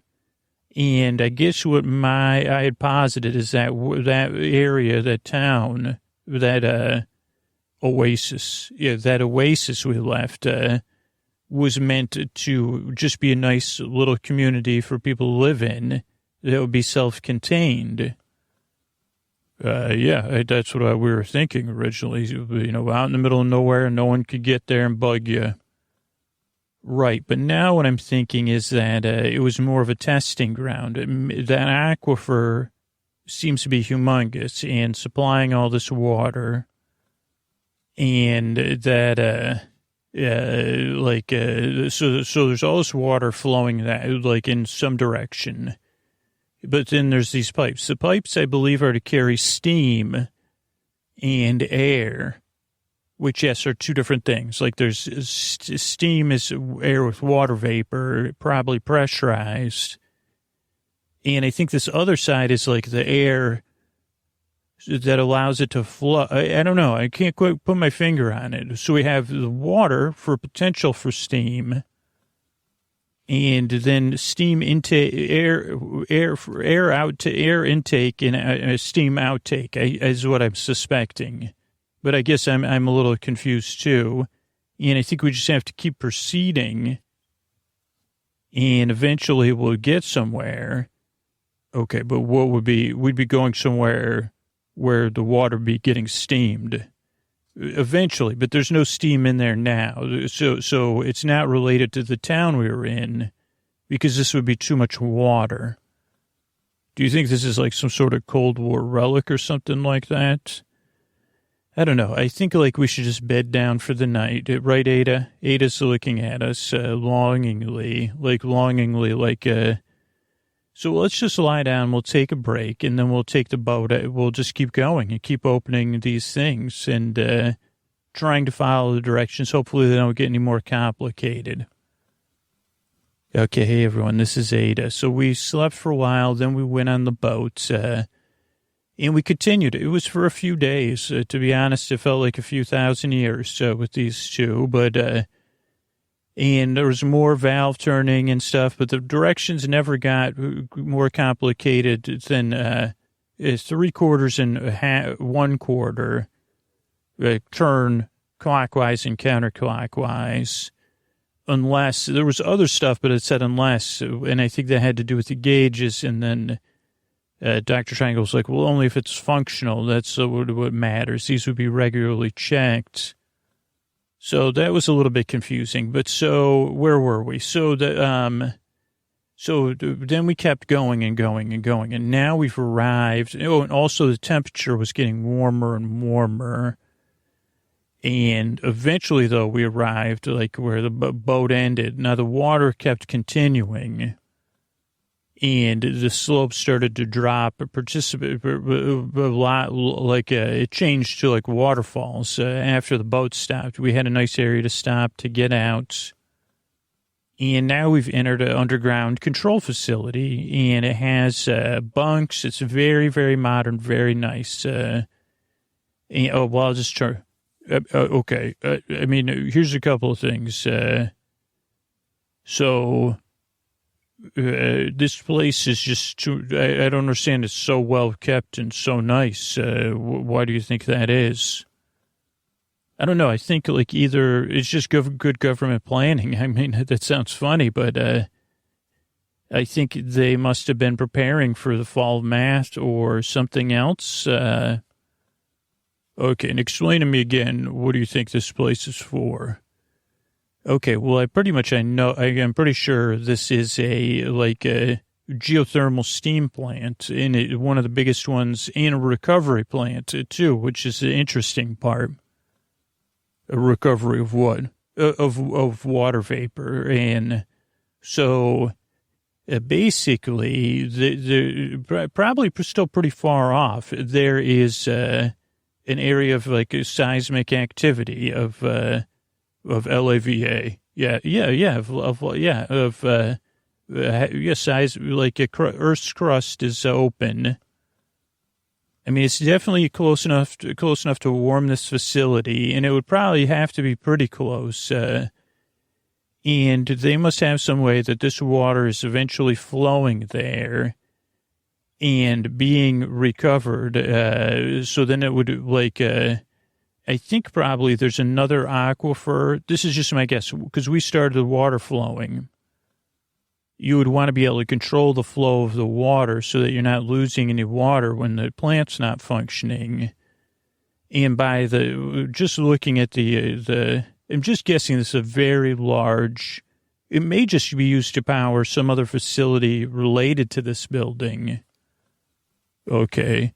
So should I be looking through stuff to find stuff? Yeah, I think so. Like, see what you could dig up. Like, go through people's, lockers and stuff like that, or the offices down the hall. I'm going to try to figure out getting things operational, because what I was saying was that eventually the water will turn to steam. Then the steam will be captured and drive turbines, generate power.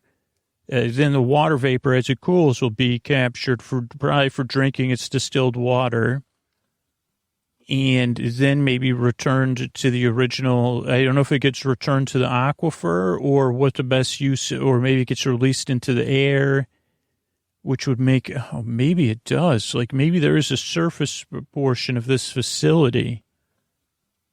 Okay, that's all kind of barely interesting to me, so what should I be looking for? I guess like looking for anything like bigger plans, like so we can figure out what we're doing here. Or I can't make any sense of this. So it's like whatever.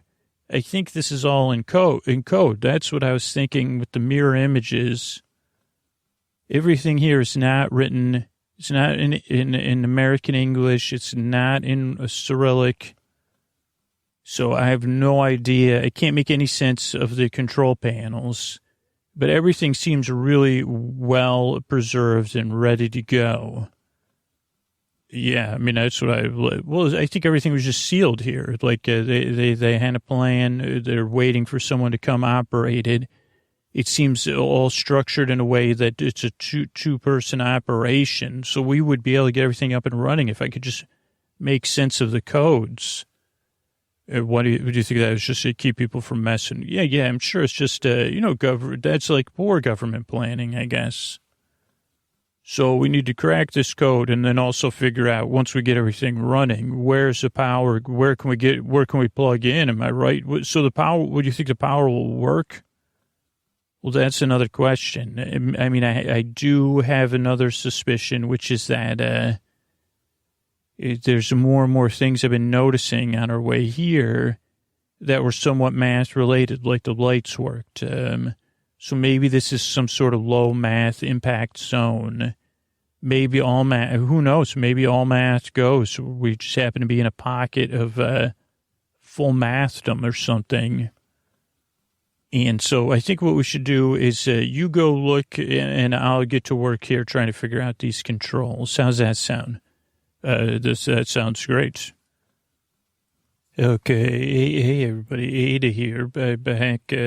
So Dr. Triangle and Isosceles separated for a little bit, and it ended up being more than a little bit of not but basically, eventually, I just wanted to skip that part because nothing really happened. A lot of walking around, Isosceles going into offices, sitting in desks, like spinning around in the office chairs, looking through, rifling, trying to find a plan, then forgetting why Isosceles was there, then pretending like to call people in and like play acting, basically saying, okay, well, come on in. I wanted to discuss these demerits with you. Then eventually Dr. Triangle found Isosceles and said, can you give me an update on have you found any plans? How much power is this plant going to generate? Where is the steam going? What everything? Eventually then they collaborated again, which was probably the mistake to split up and work on the code and then the searching. And what they found was, with a little bit more looking, that this was a massive, again, I'm just a mule, so I don't know if this is exact terminology, but a geothermal steam plant would be like a soft cell. For this was a plant that used the Earth's, it happened to be a place where the crust, a new intersection, actually, like, so you might say, well, I'm not familiar with the tectonic plate in that area. But an area of a high geothermal activity and like a lot of it. And then in the so basically there's a giant area nestled in between two mountain ranges that this plant is nearby, that it's designed to supply power, water, clean water, warm, like heat from really, really efficient, no fossil fuels. And a lot of it, it actually harkens back to the steampunk thing before, because a lot of it is steam, like not just electricity, but a lot of it is direct steam-powered conveniences. And there are some habitable areas. So this was, to the best of my knowledge, some sort of pre-evolved math program to say, oh, okay, if everything doesn't go great with, I don't know if they knew about the fall of math, but maybe that was on their chart of possible things that might not work out so great. They said, well, we have this mountain base. Actually, we have this undiscovered aquifer in the desert and this new crust earths. Also, we've crusted up a lot of the earth with the fracking. So a dual thing about this would be that it will actually further the cracks like in the outlying areas, the far outlying areas. So this will become like a self-contained possible utopia if it was to work out. Their thing was, place to recover for 2 or 3 generations. I said, holy cow, these humans. So, and not just for like a few, or just a chosen few, a selected few, more than a selected few. And then more, it wasn't like exclusive. Like if you got an invite, you were good to go. but also they had actually, because you see these things and they say, well, it's just for the people with connections or that. Now, you would be geographically limited, but they were planning, they had room for everybody that could probably get there if, like, unless it was a slow, like this decline of math, ended up, they didn't foresee that. So it ended up as, I wonder what, well, maybe Dr. Triangle and Isosceles. So they figured out this is great. This is huge. I mean, all of the communities they visited can benefit from this. A lot of them would actually be within this, like a new Earth crust zone. So in some sense, it would be separated from the affiliated states on one side, and then whatever's going on in the West, which is not so great either. So really getting this plant up and running to get the water into the, like, this is a big deal. So let me turn it back over to them because they're trying to figure out, oh, okay. I guess I'm talking. I'm just excited. I guess this sounds great even for me. Okay, okay, so we've tried mirrors. We've tried writing things out, and we just can't get it. I think it's because we want it. So, you know what I mean? Maybe you don't, because we were trying to work on your thing. Like, you know, when you want something, sometimes you push it away. I guess that's what I'm trying to say. Yeah, I mean, we're not seeing the whole picture or something. I mean, because it's just so exciting. Like, this fixes everything. There's room for me to have privacy and even relocate my things. But even the communities we visited could benefit from this, or they could relocate here. Though we probably need some of those, you know, some of the services they could offer. But this could become like a new, smaller, like this could become like its own math zone, maybe, or I don't know. I mean, this could really work out really great. Like, do you think this is why we're here? This is our purpose. We're driving to this the whole time, and now we've just got to figure out this code. So I guess, yeah, that's why it's so hard to get this code down, because this is why we're here. Like, this is what Shashat must have wanted. Yeah, I mean, I guess it was, I guess because we'd need all those other communities. So restoring math in those communities would be key to a supply chain, which we were already putting in place. But this could be the most urban area. Like, this could be a real city eventually. And there's already plenty. I mean, it's big enough for cities. I mean, this is really like, even in this valley is quite large. Yeah, it's exciting. It's exciting. I think this is what we've been building for, I guess. I mean, it's just frustrating. But so what are we trying to, why am I trying to figure out a code when it's just math? Holy mackerel. What do you mean? Well, like, so what I'm thinking is that this is just another missing math principle. And then I was trying to figure it out like it was a code. And, okay, so we have to figure out the math to decode it. No. I think it's a very simple solution, actually. Like did you notice that? Like, a lot of the solutions have been, math makes complication. Everybody blames math for overcomplicating things. It really simplifies it. I don't know. I mean, you may be using you may be a little biased because of your own experience, but go ahead and tell me more. Okay, so, well, I'm just saying that I don't think it's a code. I think it's just a missing math principle, and our eyes are blind. You know, we can't see the truth because the math principle doesn't exist. So it's not something we could ever decode without the principle of math. The underlying principle that's missing. Okay, so which one would it be? Okay, well, I think it's mirror images, it's reflections, I think it's like transformations, reflections, and translations.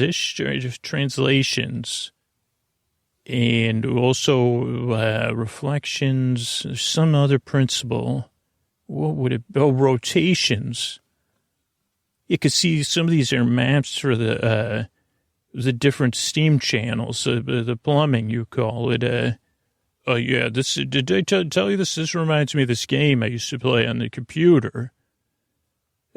Where's my... No. Before on the computer only, before devices. Oh, the era before devices. I can't believe you were around. Well, I lived and anyway, we had only access to older device, computer. And it was like that water thing, but it was just plumbing. It was a simpler thing then. But yeah, that reminded me of it, turning so the water can go flow. I think in my case it was not water, it was green stuff. Okay, that's fascinating. So where does that leave us? It leaves us, great question. With the math principle. So the math principle is reflection, rotation, and translation, or transformation. All those things. I have a mirror here on my chain right now, and two versions of the same triangle. Oh, wow, I have two other versions of that same triangle, or they're all the same triangle, just hung from the charm bracelet in different places. Or they're different, they're actually different triangles because they're 4 different charms. Oh, and yeah, I also have a grid. Okay, so you're ready. Okay, yeah, by Shashat, if you could hear us in all of your wisdom and glory, please see fit to restore the mathematic principles of transformation, translation, reflection, and rotations, plural. But please restore them. We ask you this in humbleness to your wisdom, Sashada, so that we might serve and math may... Would you serve us and we may serve? We're here to serve math. Thank you, Sasha. Please restore those principles. Okay, now what? Well, now is the easy part. So now there is a code, but I think if we hold up a mirror to some of them, I mean, we'll have to decode things, but it's not going to be hard anymore because it's a simple code. It's either reflection, rotation, or it might be translation, which is like moving a shape around, but it stays the same. Okay, so let's get started then. Well, I think we should take a rest, and then we'll get started. Okay, let's take a rest, and then we'll get... You're right, this is so exciting. Also, I got to recommend this. I know there's like sleeping quarters that we've been staying in, but the offices are quite fun. And... there's someone's office, their name is not Chicago or Chivago. It's Chicago.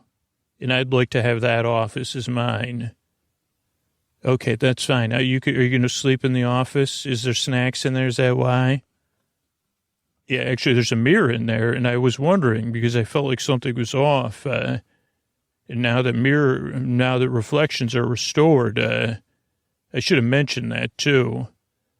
Okay, well, actually, I don't know if I should. Maybe we should just, because now, let's just start, because I notice these lights are starting to light up. Oh, yeah, let's get to, let's take a rest. And then, you're right, because now I'm ready to go in my office and pretend I'm Dr. Chicago. Okay, that's fine. I'm going to take a rest. I'm going to go to the sleeping quarters. I'll see you in a little while. Tomorrow, I guess. Hey, everyone. Ada here. So they rested, and then they went to work. And again, this part is like not, I just wanted to skip it because so there were some codes that were mirror codes, like you held up a mirror where they were able to find more than one mirror. because it was office environment. And then they slowly restored things, and then they slowly got things going, which triggered the water to start flowing, steam to start building up.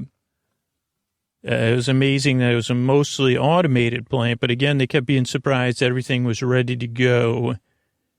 As far as like upkeep and maintenance, since it seemed like no one had been in there. But then they were like, well, they were, they were like, well, how do we know? No one, but they said it's strange. And so they got everything going. I guess I teased that a little bit too much. I'm sorry. This is Ada. I mean, they're going to, if they knew that I was trained, but I guess that's not my job. My job's not to, but so they got everything running and the steam going and the power. A lot of it was, potential. Like, so just building up the steam, getting the turbines going, and that's so they're getting very excited because then it took them a couple days of decoding things to get it going and switching and stuff like that. And, they were dressing as doctors of Chicago. So, okay, so I'll turn it over. Well, Dr. Triangle, you don't need to call me doctor anymore because it looks like our work's almost done. There's just this one, does this mean that it's redirecting actual lava to somewhere? Yeah, I don't understand that, what those mechanisms are doing, but it does say, yeah. It's like, it says maybe we could observe it because it says it's viewable through one of the telescopes up on the roof. There's a pause in your voice. What is that? Well, I mean, our work's really not done because we'll have to get a hold of your sister. I'll have to go get all of my supplies, so that'll take a few months. I mean, we'll have to spread the word. But I'm just wondering why we haven't heard from Sashat. Also, I'm just wondering if this is, if it's like, I get the sense now that we, I don't know. What is it? Let's do it while we walk to the roof to observe. So there's lava flowing. Yeah, there's a powerful telescope up on the roof, it says, in the one guide.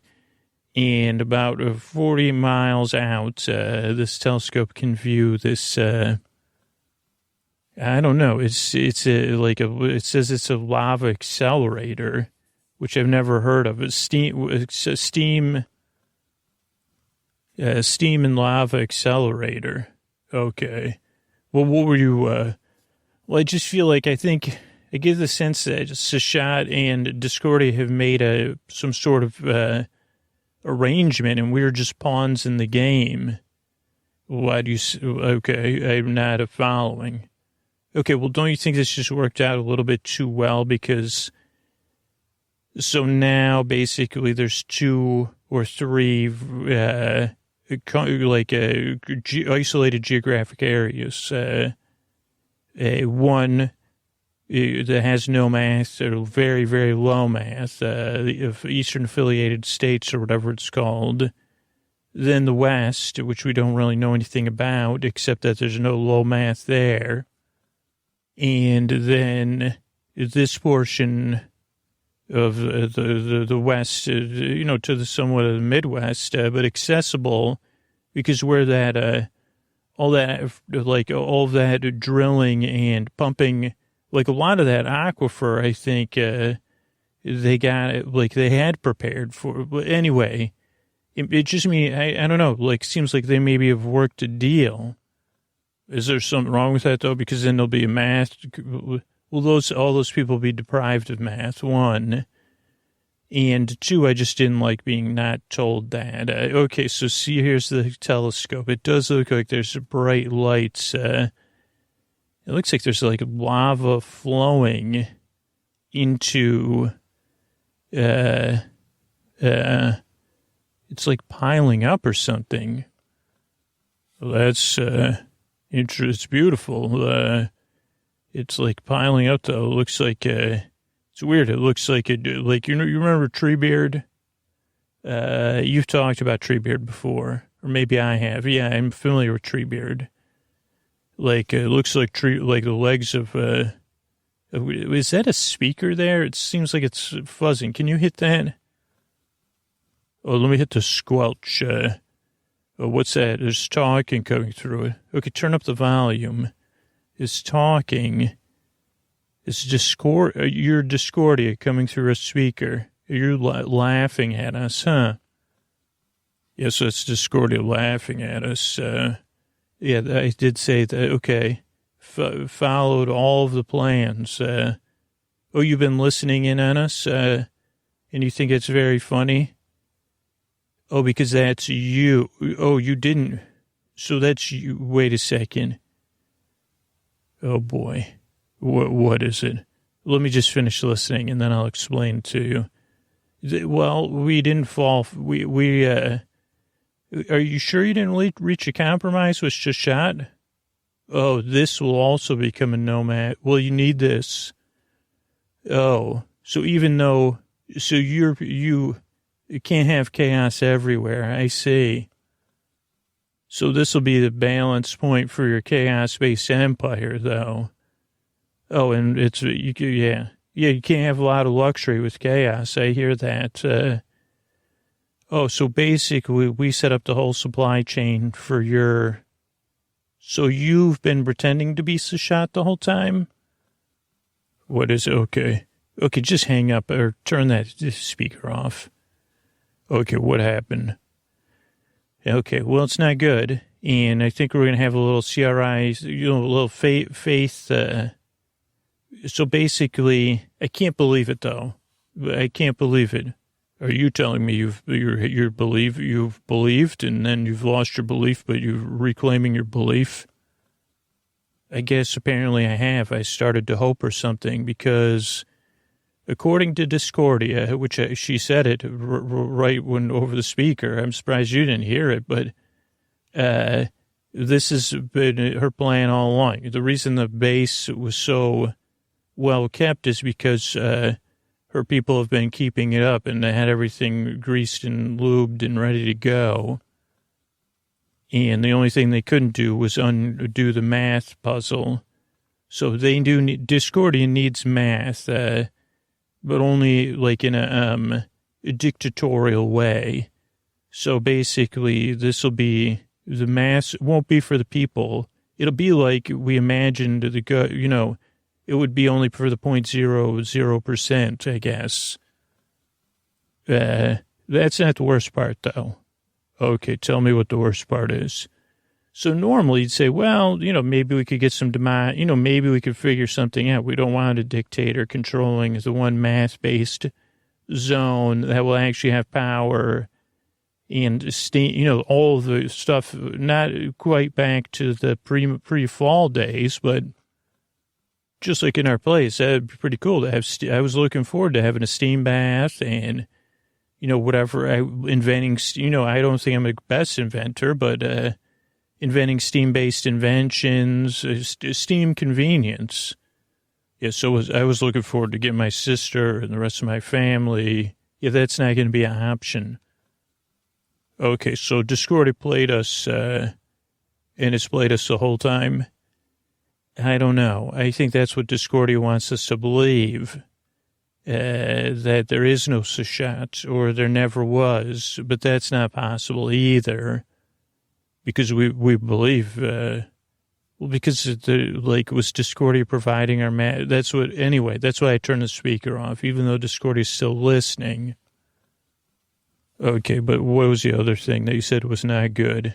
Okay, basically, Sashat and Discordia haven't been able to have corporal bodies. And when that favorite corporal body for especially like a Discordian type god or goddess is, earth lava body. It's very popular. Oh yeah, they usually that is a popular look for them. Yeah, so we just started that. Like when we started the steam plant, it looks like one of the measures that they had planned for protection was some sort of, I don't know, they altered the machine, the lava accelerator. How can you accelerate? I don't understand. I don't know. Probably part of it's magic. I mean, she is a goddess. But the reason, not 100% of math was gone because Discordia wasn't fully powered. She's going to be a full resident of Earth. Okay, so how? Oh boy, that's not good. That means, yeah. So not only are we intellectually and spiritually in a bit of a pickle, we're also actually in a pickle too. Because once she has a corporal body, she'll give us a visit, and that's pretty unlimited power. Not to mention then telling other humans, hey, we got all this great, oh boy. So what are we going to do? I think we should rest because we worked very hard getting everything up and running. And by my calculations, because we're in a high math zone now, I'm just doing like a basic, it's going to be about 86 hours. So even though it seems like short or long, it's just enough time for us to get a good rest and then work on a plan tomorrow. Because I have to still believe that shot didn't put us in this situation. Oh, Dr. Triangle, I thought you were an actor playing a person of science. Now I realize you're a performer. Yeah, I believe in math. I do. So, yeah, let's get rest and then hey, Ada. Ada's waiting at the bottom of the ladder for us. We're going to get some rest. It's good seeing you. Okay, yeah, let me pet your head. Everything's going to be okay. It's going to work out great. Yeah, I'll sing you to sleep. Good night, Ada. Good night, Dr. Chicago. Good night, Dr. Triangle. All right, everybody, it's time for another episode of our modular, what is it? How do I forget these words? Procedural series with a tiny bit of episodicness mixed in, just because this is a season closing episode of Dr. Triangle and Isosceles. But if this is your first episode listening, don't worry, because I'm going to give you everything you need to know. Dr. Triangle and Isosceles tells a tale of two heroic figures, or two figures trying to be heroic. Dr. Triangle and Isosceles, traveling performers that live in a world once like ours, but now a bit like the Middle Ages. So there's what happened was they live in a world without math. So a world like ours, and then you take math out of it. Now, for simplicity's sake, we say a world without math. It's actually a world with a greatly reduced role in math and math powers. So anything that relies on the underlying principles of math, except, they say, well, how would we even, they say, okay, well, not all math. Okay. That's how we're able to, atoms and remain, you know what I mean? So what that means is, no more 4G, no more 3G, no more 2G, no more, the only streaming there is streamers, or streamers on streakers, maybe. That would be, you say, okay, Scoots. I said, well, it just popped into my head. I don't know. Would be interesting. I'd say, well, I'd rather look at the streamer than you, just like, no offense, but I'm just just delete that. Don't worry, I'm just looking at the streamers, not that other moving on. So it's a world that was once modern, now in a postmodern age, low on math. And you might say, well, Scoots, what happened with math? Did people just stop believing in it? I'd say, thanks, little one. But can I refer you? Thanks. That's a great question. Yes, there was a great decline in belief and trust in math. But it wasn't just people. I mean, come on, we're fallible, but not that fallible, right? It was the workings, the machinations of a goddess, Discordia, a goddess that wanted math no longer in the world, or at least the United. This series only takes place in the continental U.S. And not even mostly in the Midwest.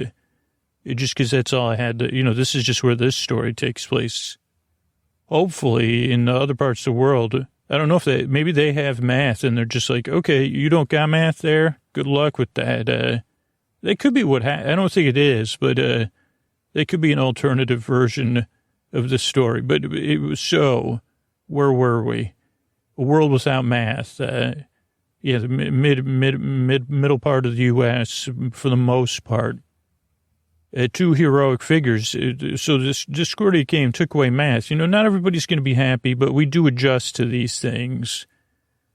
But, you can't, I guess there's a counterbalance, right? In a world without math will find a way. And there's another goddess, Sashat, who is the goddess of math, or a goddess that has great respect for math. And she chose Dr. Triangle and Isosceles to restore the principles of math, one principle at a time, to our world, or the world within the world within the story. So the whole season thus far has been Dr. Triangle and Isosceles attempting to go town to town, restoring math where they can. So I think that's the main story. So they were traveling performers that didn't like math. They used to do a math parody show that made fun of people that love and believe in math, but they were only doing it just complicated, just like everything else. They had mixed feelings about math, but they said, there's this marketplace for this type of humor. And it is, I guess it is a form of satire. Is all satire legitimate? I am not to be the judge of that. Especially in a world that I don't live in. I mean, I do, because I just go and visit when I'm writing and thinking about it and talking to the characters while we have tea together. But those are my hobbies. This is the story. So Dr. Triangle and Isosceles have been trying to restore math. Now, of course, as the season comes to a close, because we don't have some kind of network deal, we say, okay, well, we got to have, it's got to go somewhere. So they had discovered this vast system. I think we don't know who built it. Probably U.S. government before the fall of math. But that's, again, I'm not 100% on this. Like a vast system to power using thermodynamic or geothermal energy and steam in like a very large valley. They could use this steam generating pretty much perpetual. I mean, the Earth, as long as the Earth's core's rocking it, to power this valley and maybe restore some modern stuff via steam, and also pre-set up. So again, some sort of prep work went into this. Now that was they said, holy cow. And then they said also, it's going to change some of the tectonic action. So this valley would be protected from Discordia too. So another plus, right? What they didn't realize was that Discordia knew about this the whole time, or was leading them that way. But Discordia also needed the principles of math to make the valley function. So she was actually also using, I don't know if she was using Shashat, but she was also using Dr. Triangle and Isosceles. So now Discordia was also, I think like in these superhero movies, they don't have full function. They have to operate through human proxies. But now Discordia is working on becoming a fully functioning being, like a lava-based being in this valley, not far from Dr. Triangle and Isosceles, which is a bit of a pickle.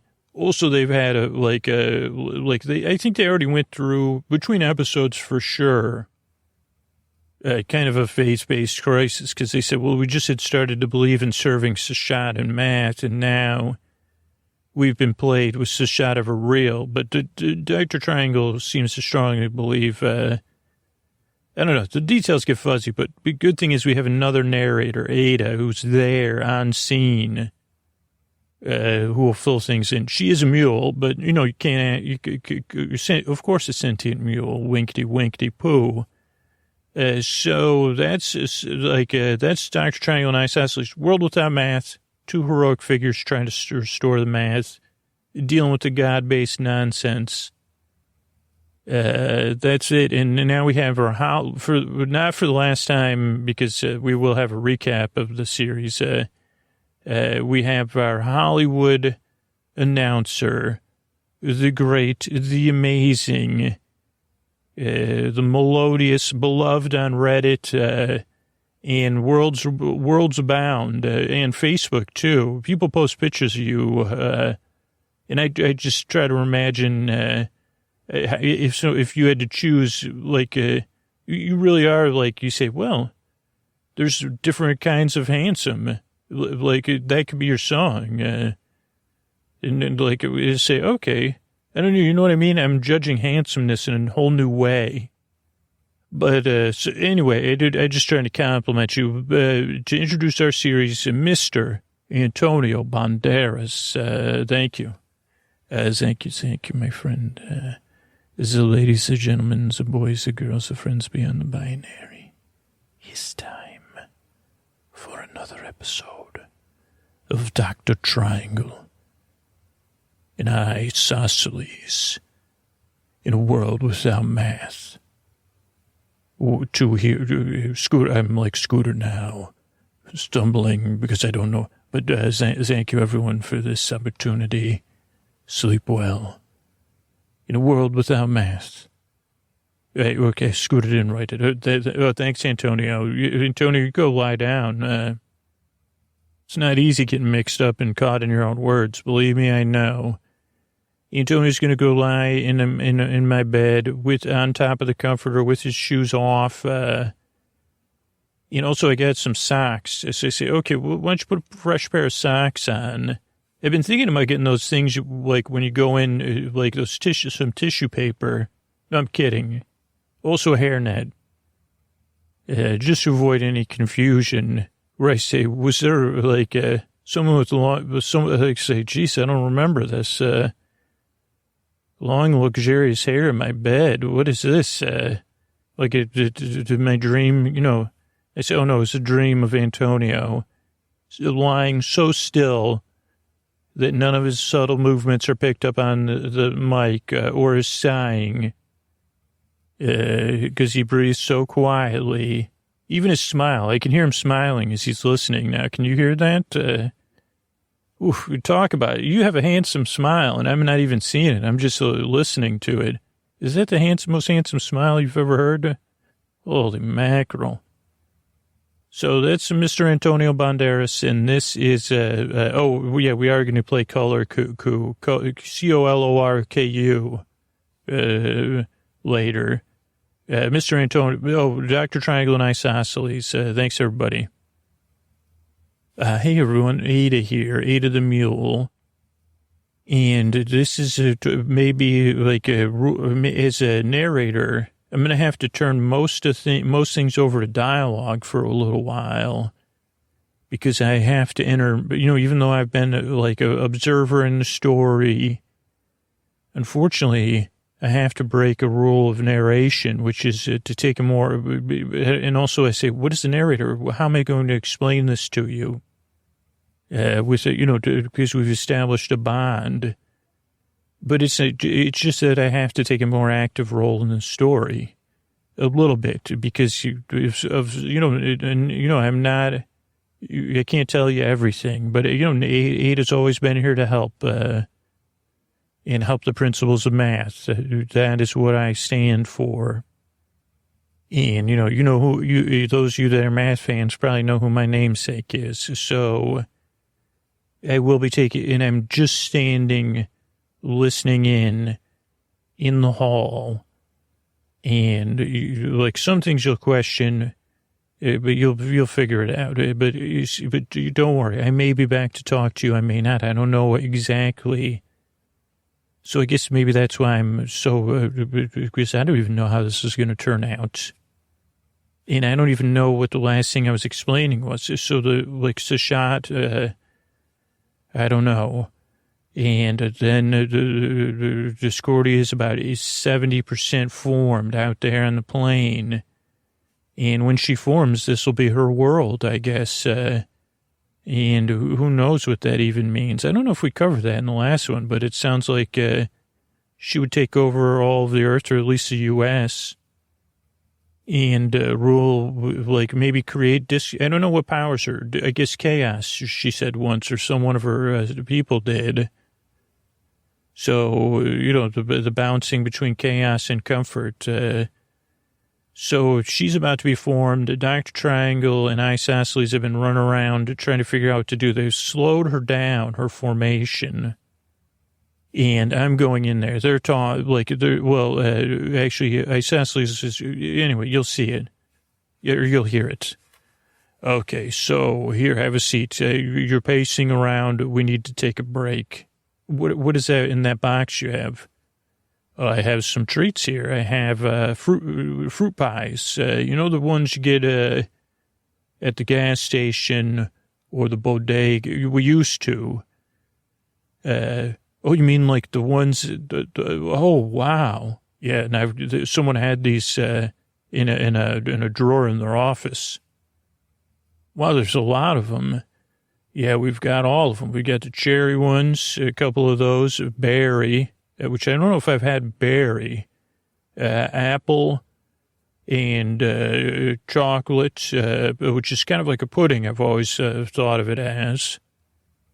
And 2 lemons. So you could choose as many as you want. We got plenty of them. And I think we just sit down, we'll share pie, and we'll get this figured out. We'll figure it out. Thank you, Isosceles. I've been really stressed. But yeah, this is, oh boy, the frost, I don't know how they do it. I mean, how long have those pies been in there? Does it really matter? They're still so great. Yeah, I can't see anyone objecting to these, except for, people that are interested in, you say, well, there's a real fruit. It's just a different kind of pie, right? Right. There's nothing wrong with enjoying it. It's particularly now in a high, a situation. Well, so you were walking around. Have you seen Ada? Ada, come in here, Ada. What the, oh boy, Ada. So I'm assuming you did that, Triangle. No, I'm assuming you did that. Oh, you're assuming I put 2 triangles on the side of Ada on each side, like she was dressed up for Halloween trick-or-treating, like a triangle. That's a name tag on her chest. It says, hello, I'm Scalene. So Dr. Triangle, is that a Scalene triangle? Okay, don't play with me. This, hold on. Ada, you can't Ada, quit pushing the fruit pies around. We care about you greatly, and we can't feed you a fruit pie. As much as I'd like to give you the treats, giving you a fruit pie is just not, no fruit pies for mules. Okay, yeah, let me pet you. How you doing, Scalene? Okay, so what was your point? What was the point with Ada being dressed up as a triangle? Police, Ada's dressed up as Scalene. Okay, well, anyway, we have to figure out what we're going to do here. Because, sorry, Ada, the great, sorry, now I'm distracted. I mean, we have to stop Discordia. Okay, hold on. Ada, Scalene, quit poking me with the bottoms of your triangle so that it both tickles me and... I mean, I realize it's an effective way to get my attention, but I said, wait a second. Hold on. Don't triangle butts. The triangle doesn't have a butt. It's all 3. It just has, I know, but you're, check your charms. See if you have anything like Scalene triangle or Scalene triangle. I do. There's a charm. Okay. So, it just reminds me, so I still do believe in the shots. What if we could bring, just seeing, what is it, Scalene makes me think of, what if we just bring Sashat into existence and then we have her deal with, okay, yeah, I mean, I think last time we got into some confusion and yesterday when we were trying to figure this out. Yeah, we just bring Sashat back into existence and then she'll deal with Discordia. Oh, like a big boss battle.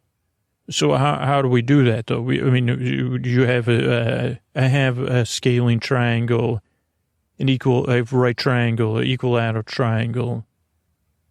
Maybe she gets brought in as some sort of triangle, and I just don't know. Okay, hold on. Scaling, you're poking. What? Oh, we're poking these pie. Oh, there's a button. What is this button here? I think Scalene pointed me to this button, maybe. Okay, but that's a fun game, but what are you saying?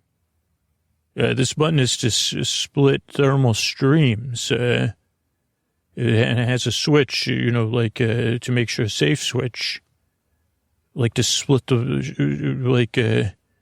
okay, you get ready to press it and hold on to your triangle, and when you press it, I'll hold on my triangles and we'll try to call, Sashat into existence.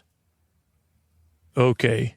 I'll do it, after you say the prayer, then I'll then count to 3 and I'll do it on 3. Okay. Like 1, 2, 3. Okay. Yeah, you got it. Thanks for nuzzling me, Scalene. Okay, Sashat, if you could hear us, I've maintained my faith in you, and I feel like we've done this before, but I feel like at this time, it's for this one moment, we're holding triangles that represent a lot of the principles of math. Also, there's a circle. I'm going to hold this circle too. Should I hold any other? No, just so we're calling on you and the principles of math to bring Sashat into existence here on this plane to deal with Discordia. Sashat and the principles of math and the principles of the universe, the underlying order of the universe. We call upon you using the power of these charms and possibly a splitting of a thermal stream to come into existence now. 1, 2, 3. Okay, press it. You almost got mixed up there. Yeah, no. So you oh boy, it is splitting the stream that was bringing, and it seems to be piling up. Okay, this is great. It must be, and it's faster because we slowed down. Yeah, so it looks like it's quickly creating. Yeah, so what do we do now? Just wait? We could wait, but I don't know. I think, what do we just wait and then, shouldn't we try to help Sashat, because maybe they're evenly matched? Okay, so how would we help Sashat? I don't know. We could, I don't know, maybe make some, what about if we make some big bosses? I guess it would be too long to go get the, a steam person and bring them here. Yeah, I don't know. The Discordia looks pretty large, and at least Sashat is almost, caught up there. Did you say you had another, charm or something? Yeah, I had this charm, like this one. What is this again? It's some sort of symbol. Oh, the pie, that's pi. You haven't had that before? Well, I just had you. No, that's the symbol pi. Oh my gosh, it's on my charm too. Okay, so what do you think that means? Well, I think it just means we're on the right path because, it's infinite, right? And gods and goddesses are supposedly sprung out of the infinite, maybe. And I really don't know. I'm not sure. Okay. Well, shoot, maybe it came up when we were talking about helping Sashat, who's almost formed. Yeah, it looks like they're going to be. I was going to say if we could get her formed earlier, but it looks like they're going to form at the same time. Right, so they probably are in balance. So we do need to do something. What if we were to maybe we use Pi to give Sashat more goddess power, like an extra shot of the infinite. Huh. No, hold on. Ada's poking you and shaking. That's a very straightforward symbol. Ada, are you shaking your head not to give Pi to Sashat? I guess you're nodding. Ada, so Isosceles, did you change Ada? No, I thought you did. It's like a morale booster while I was getting the pies. Okay, well, Ada's saying, I mean, I guess the only thing would be that maybe she just can't handle, I guess no, maybe they're just demigoddesses and they just couldn't handle the infinites. Okay, well, I see that, I mean, maybe, why don't you turn on the speaker system? Because remember when Discordia was talking to us earlier? Yeah, that was yesterday or the day before or something. I mean, maybe Sashat could walk us through, because look at, they're almost fully formed. Okay, and maybe we could, maybe Sashat will give us a message. You're right. Well, everything's on. And it looks like they're, I mean, maybe, yeah, we could just figure out how to help in the middle of it. I don't know. What do you think's going to happen? I mean, I guess, maybe she'll have a compass or what are those things called? The half circle. Maybe we could get those. So I could look around in one of the desks for those, a protractor. And she could use those. We could then somehow use that power. And then she could use those against Discordia. Oh yeah, like a giant, like a giant movie, like with the robot versus the lizard or whatever. Yeah, that's what I was thinking too. Okay, it looks like they're fully formed. Are they talking to one another? I think they are. Oh boy, now they just sat down next to one another. Are they? What are they saying? Can you hear it? Okay. It looks like they're just chit-chatting and some sort of sing-song thing. I didn't know they communicated in song with one another. I think that's just a melodious, greatness of their voices or something. Okay, Discordia's tapping Discordia's forehead and then making a sign. And Sashat's thinking, okay, nodding. Oh, now Sashat's standing and looking directly. She's looking right at us. Oh, hi, Sashat, over the speaker. Yeah, this is Isosceles. Good to meet you formally, kind of.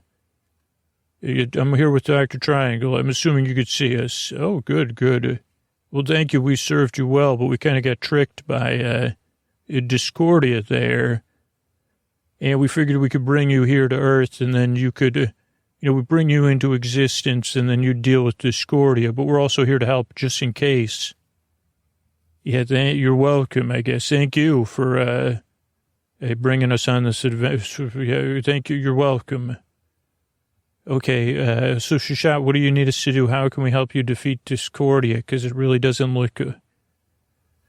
you've seen some wisdom in Discordia. Okay, in Discordia's plan. Well, no, Discordia's plan was a fake plan, though. To take over everything. I think Discordia's probably trying to trick you now. No offense, Sashat. I know you're a goddess, but what do you mean? What do you mean perfect compromise? I don't really see what you're saying. What she's saying is that, sorry, Sashat, say that again. Yeah, so what she's saying is that Discordia's plan is actually perfect. if Sashat actually has dominion. No, I mean, I know what she's saying. I just don't believe it. Oh, because maybe you don't totally understand. So basically, it looks like Discordia is leaning in and saying to Sashat, maybe we do need balance, but a separate balance, oil and water. I feel like we've covered this already, but like I'm living this over and over again. But basically, that this valley in this section, just like we thought would happen, I guess it's just like maybe was like Revelation, another level of it. Basically, this section of the U.S., which is already, the process has already started to separate it, will be the center of the U.S. will be math-based zone. It'll be under the dominion of Sashat. The eastern part of the U.S. will be under the dominion of Discordia. And the western third, it would probably be like, not like left open. I think like left behind, I guess. Okay, so does that make sense to you? Yeah, but if Sashat can hear us, that's like not what we want, not what we served you for. That's well, hold on. People will be free to choose. Not everyone. Some people will be free to choose if they want to come here and live in a math-based world, and more people will be interested. So there will be a time where people can. Discordia will have a dominion over those areas. But yeah, this will be a safe zone, math filled, principal math, science too, right? Okay, well, we'll have to do some rebuilding, but we do have all this steam and energy. So basically, this will be a safe area for everybody to live. And they're working out those details because we would strongly say, like, anybody that wants to come over a period of time. And again, like Dr. Triangle saying, Sashat, so we don't necessarily trust Discordia. Okay. So, I know, I understand that you're giving us what we want, Sashat. So all of the Dr. Triangle's stuff, all my stuff will be able to get there. Discordia offered us this already, though. And then I can live in isolation. And I guess it's just that it would be like the new boss is the old boss. Like Discordia already made us this offer. Oh, but you'll be in charge. Okay. And, well, it doesn't really seem balanced. It just seems like two separate, I mean, not in my humanness to point out, but it doesn't really seem like a balance. It just seems like two separate worlds. The math-based world and the non-math-based world, instead of a balance. You know what I mean? Oh, okay, because that is, I'm limited in my human understanding. And I guess, yeah, you're right. I should be thankful if I'm going to get all my stuff. Maybe my wants and things have changed a little, but I could be wrong. You're right. Isosceles. Okay. Let me just go through this again. So everybody I'm looking for will be able to come to this area and live. Again, very similar to the last offer we got.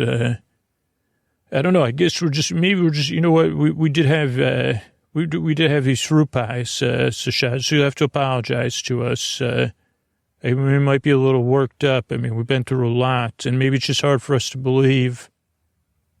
And, I guess I don't understand, like, what is the way mechanism. I guess the other thing we're just having trouble with is trusting Discordia, and then not to question your judgment again, great goddess Sashat, but do we have, like, I guess what I'm looking for, like with this stream split, is a fail-safe. Oh, that's what the pie is, that's what our pie is for. Oh, these symbols of pi. Oh, we'll be the arbiters of balance. Okay, so if we held this, and Discordia. So if Discordia is, so we can use the power of pi. If Discordia okay. I guess, so now I'm definitely not understanding it. What about you, Dr. Isosceles? I don't know. I'm definitely mixed up, but it sounds good. If that's our main objection, you've overcome that. Why don't you what's our next steps? I guess that's what usually business people would say. Sashad, Discordia, what's the next steps? Okay, you're not fully formed yet, so you need a resting period. I don't know. Let me talk this over with Dr. Triangle. This just seems like good news that we're having trouble absorbing. So you two fully form and work out the details. But now that I know we have a fail-safe, I think we're all set. Thank you. Okay, turn the speaker off and stuff. But don't you think they could listen in to us anyway? I don't know if they can. They're I don't know. The more we talk about this and the more I think about it, that, they're demigoddesses. And I don't know if there is, I don't know. So I kind of understood the principle of the fail-safe is that within our pie charms are the power. So we'd be going and switching to just a resting role. And then if Discordia breaks any agreements, we could just use the power of pi to rebalance things. It sounds like the infiniteness of the pie would, it shouldn't exactly describe it, but you know what I mean? Just like our plan would have failed if we had done it to make Sashat more powerful. Okay, so this is good then. Everybody's getting what they want. It's like the perfect end. It just doesn't feel perfect. Yeah, that's what I mean, I feel like we basically, what I said, I feel like Sashat just, they're really, it's really, what do you call that? Like it's the ultimate archy. It's just some sort of thearchy or something. They're just telling us the rules. This is it. The world's split now. I mean, we were working, I mean, not everyone likes math. That's one thing I've learned on this journey. And not everyone realizes they need math or could benefit from math. And maybe some people are resistant to all those things. But it's it's like all the other stuff. Like, it just doesn't seem like a good idea. It seems like we had our world, and it was going, and now, plus, I don't know. I guess it's just my gut. I mean, I'll just be honest with you. Okay, Ada's still poking these pies here too. Well, so what do we do then? I mean, everyone we care about will be A-okay. So that's good, right? We'll have somewhat modern life. We'll have jobs to do. Keep an eye on Discordia. But also, it sounds like most of the time, if Discordia, it's almost like a deterrent thing. So Discordia's not going to mess around. And eventually we'll have to train, some proteges or whatever. But you could hide out and lie low. It's not that different. We're still getting what we wanted. Yeah, and it feels, I guess we fell into this, okay, go ahead. Sorry, I was going to interrupt you, but I don't know what I was going to say anyway. Well, I feel like we just fell into this place of, I don't know, I guess I didn't realize that maybe all, isn't there some sort of a goddess of balance or something? Like, what would they say about it, and where are they? Ada just stepped on my foot. What do you mean? I mean, maybe that's a position. How would we balance things at this point anyway? I mean, that's what I guess I'm trying to break the news to you. This might not be the solution we wanted or the best solution. It sounds like it's the best solution for the most number of people. And a kind of peaceful solution, that's nice too, huh? Right, but is it the solution we have to accept? Because we'll be the ones that have to sleep out. That's the thing. Like, it's like, we don't, you know what I mean? We're suddenly turning everything over to these two authorities and these two singular ways of being. It's not sitting right with me. Okay, Ada, don't try to sit in my lap. You're not a lap mule.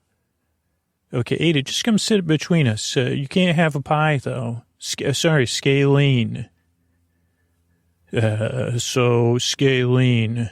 Okay, so what do we do? What do you think we should do? Okay, well, I mean, I guess we could try some other technique. I was looking at some other schematics to buy us time, but then we'd be against Discordia and Scalene. Scalene, against Discordia and Sashat. Okay, so that won't work.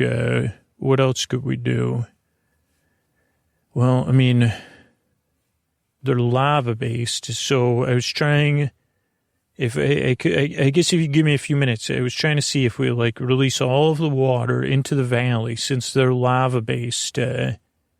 Maybe we could freeze them. I mean, maybe that's what the pi symbol's really about, because they could figure out the radius, the area of the valley, and then figure out the volume of the water from there using pi. Okay, why don't you do that while I figure out, I've been looking at this communication system and maybe I could figure out a way to get, let me figure out a way. Maybe I could get a message to my sister and she could, then maybe everybody could go to maybe the Western U.S. is just fine. Maybe we could get most people. I mean, that would be tough. Well, yeah, just see if there's a way to get the word out. I mean, all those pneumatic messaging systems must work. So write something. Okay, never mind. The calculation, there's not enough water to even fill the valley an inch. Okay. So, Ada's still not nudging me. So Ada, Scalene, excuse me. Maybe we need to lean into this. So what do we have? We have two goddesses about to take over the world and to put it in a separate balanced system. We have a reasonable offer, but basically, I guess the two of us would be giving. I don't think if there was a history, I don't think there would be any history books written about it. They'd only be glorifying us. But if there was a history post to these goddesses, we'd probably, I guess your gut's right, that looking at it and taking out the perspectives of the two goddesses about to take over, it'd be like they say, oh, you just turned everything over to Thanos, eh? Great job. Yeah, it's a good thing they made those movies to give us some context of, this is a much different situation, and we don't have any superpower. Well, what are you thinking? So Ada keeps looking. I'm just watching Ada's eyes. Eyes and pies. Ada's eyes are on the pies. Right. And we have the pie charms, right? Okay.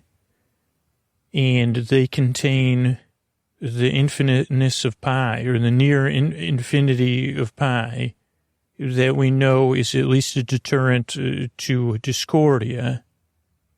Right. We also know these pies are irresistible. Right.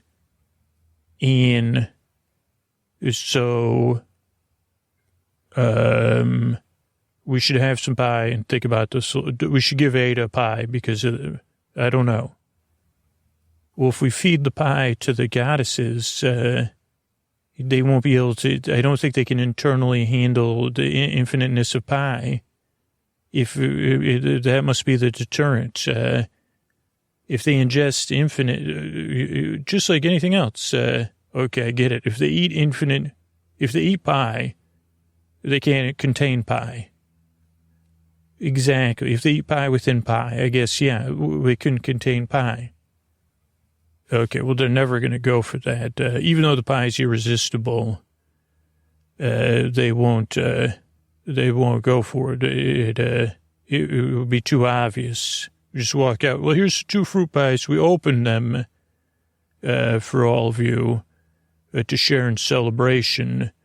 We'll be over here covering our ears. Right. And either way, we're not. I mean, this won't. Oh, yeah, I didn't even think about that part. Covering our ears ain't going to help, huh?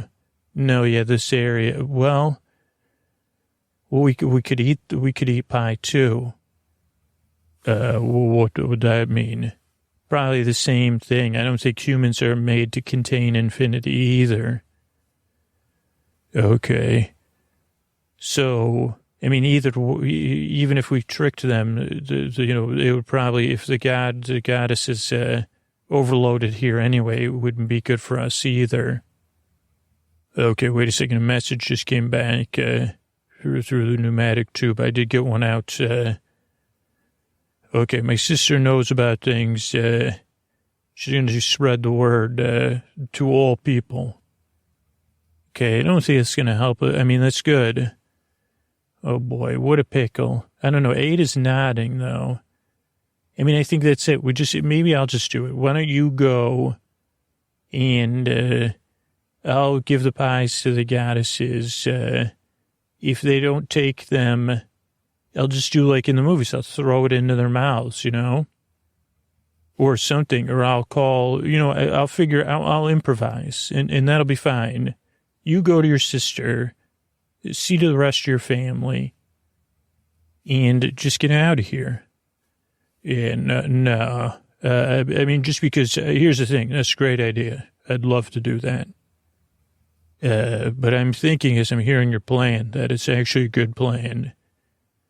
And that sharing the pie with the goddesses is probably the most sensible thing. We'll just sit down there on the plane, celebrate our agreement. They won't. I don't think they will suspect that.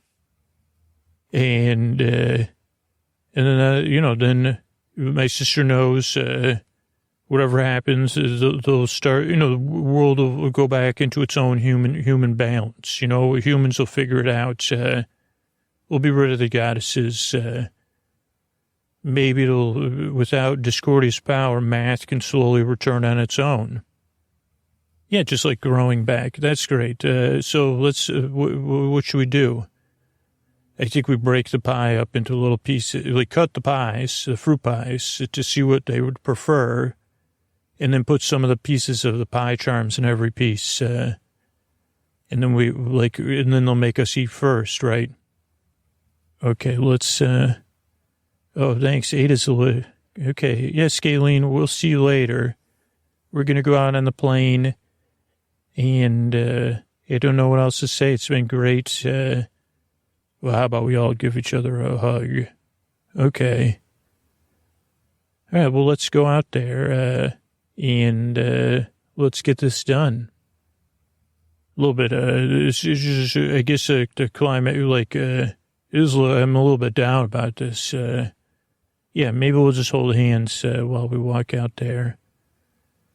Okay, I want to say, I love you too, and I've learned to love math. And I have a greater understanding of how making fun of math is not great, but how some people might not like math and want to make fun of it at the same time or resist it. Yeah, I agree. I could see that. I can empathize with that. But I guess we can't keep talking to delay time. Okay, let's go. Hey, everyone. Ada here. Ooh, and I'm here watching Dr. Triangle and Isosceles walk out on the plane. And waving. They had found a tray covered in fruit pie. They call them fruit pies, but they're all, the pies cut in half. And they're headed out there to Sashad and Discordia. And it looks like they're saying, oh, congratulations, cheers, this is all we had. Even the goddesses, even though they're not made of same thing as humans are made, I could see their noses and I could see their mouths watering at those pies because there's a selection of them too. But I can also see them saying, oh, no, you go first. And then Discordia actually pointed at a cherry pie and then pointed at Dr. Triangle. So Dr. Triangle's picking up the cherry pie and like nibbling at it. And now Sashad is pointing at the chocolate pudding pie and pointing at Discordia. And Discordia is pointing at the lemon pie and giving it to Isosceles, who's kind of frowning and pointing at the apple and saying, can I have both? And then all the goddesses are laughing. And Isosceles is showing how Isosceles is going to make a stack pie. And everyone's making a face. So tension was relieved there. And now Discordia is pointing to the berry pie. And, okay, so all of them are cheersing their pies now and eating. But I have to tell you, I was supposed to be your narrator. But I am also the keeper of balance in this world. But I don't have unlimited power. And so I did put the little bit of power I did have into those pie charms. And now the plane is getting covered with a great bright light that is balanced in grays. So it's a spectrum. Now it's a spectrum of colors. And what's going to happen is... and this is interesting. Now, they didn't even know this, but I think they suspected it. Is that Dr. Triangle and Isosceles are actually going to retain a tiny bit of that infiniteness. And, yep, now it's happening. Discordia and Sashat are kind of like when you drop something and it spreads everywhere. They're spreading in little tiny bits up into the air, and eventually they'll dribble down. Some are chunks, too, all over the world. And, I think that, wow, I think our world will be free of these goddesses. But I do sense, because now Dr. Triangle and Isosceles are still... in the plane, and I am going to have to go into full sentient form and explain to them that their job is not yet done, that after some time to rest and help spread the word that the goddesses are gone, that it's not going to just settle things with math and a lack of math, that the bigger chunks of Discordia or Sashat are going to cause concentrations of no math and chaos and too much math and too much logic in parts of the world. And so one day they'll have to set forth across the world. Unfortunately for them, they didn't realize the sacrifice they made, which is infinite until they gather all the pieces and resolve it all. But that's what heroic figures do. Sometimes they do even bigger heroic acts than they thought. And it was kind of seemed like it came out of love. So if you can't love math, respect it, but love one another and love the math, the balance of your feelings of math, good and bad, because that's what it's all about. This is Ada saying good night and goodbye for some time. And thanks for listening to the adventures of Dr. Triangle and Isosceles. All right. Hey, everybody. It's Scoots, and it's time for our recap, our look back at, what was this? What just happened? Oh, a season of Dr. Triangle and Isosceles. So I'll just be looking back at some of the creative process. I may pause this and go get some of my notes, or I might not. So we'll see how it goes. But of course, before I get started talking about it, 1 second. The ladies and gentlemen, the boys and girls, the friends beyond the binary, it's time for a recap episode. In a world without math, two heroes rise. This is the recap of the adventures of Dr. Triangle and Isosceles. Yeah. Thanks. That's Mr. Antonio Banderas, who will be lying down and relaxing and unwinding and just generally chilling in my bed, which actually is the bed frame's adjusted right now. So, oh, my friend, for me, was for somebody else, but who was resting. Yes, I know. But you can get comfortable in it and just relax. And yeah, it might even help you stay quiet. Oh, you want to say, yes, I'd like to just thank Julie from Radiotopia for introducing us to Colico. It's an excellent game, and it's brought Schooner and I much joy. Okay, thanks. And yeah, check out all the amazing shows over at Radiotopia. That's what Antonio probably, Radiotopia.com. Hopefully that's right. But just search in your podcast app. You could start with Ear Hustle and then go from there. So you just search Ear Hustle in your podcast app of choice. And that's Mr. Antonio Banderas, who's gotten a lot of love over on Reddit.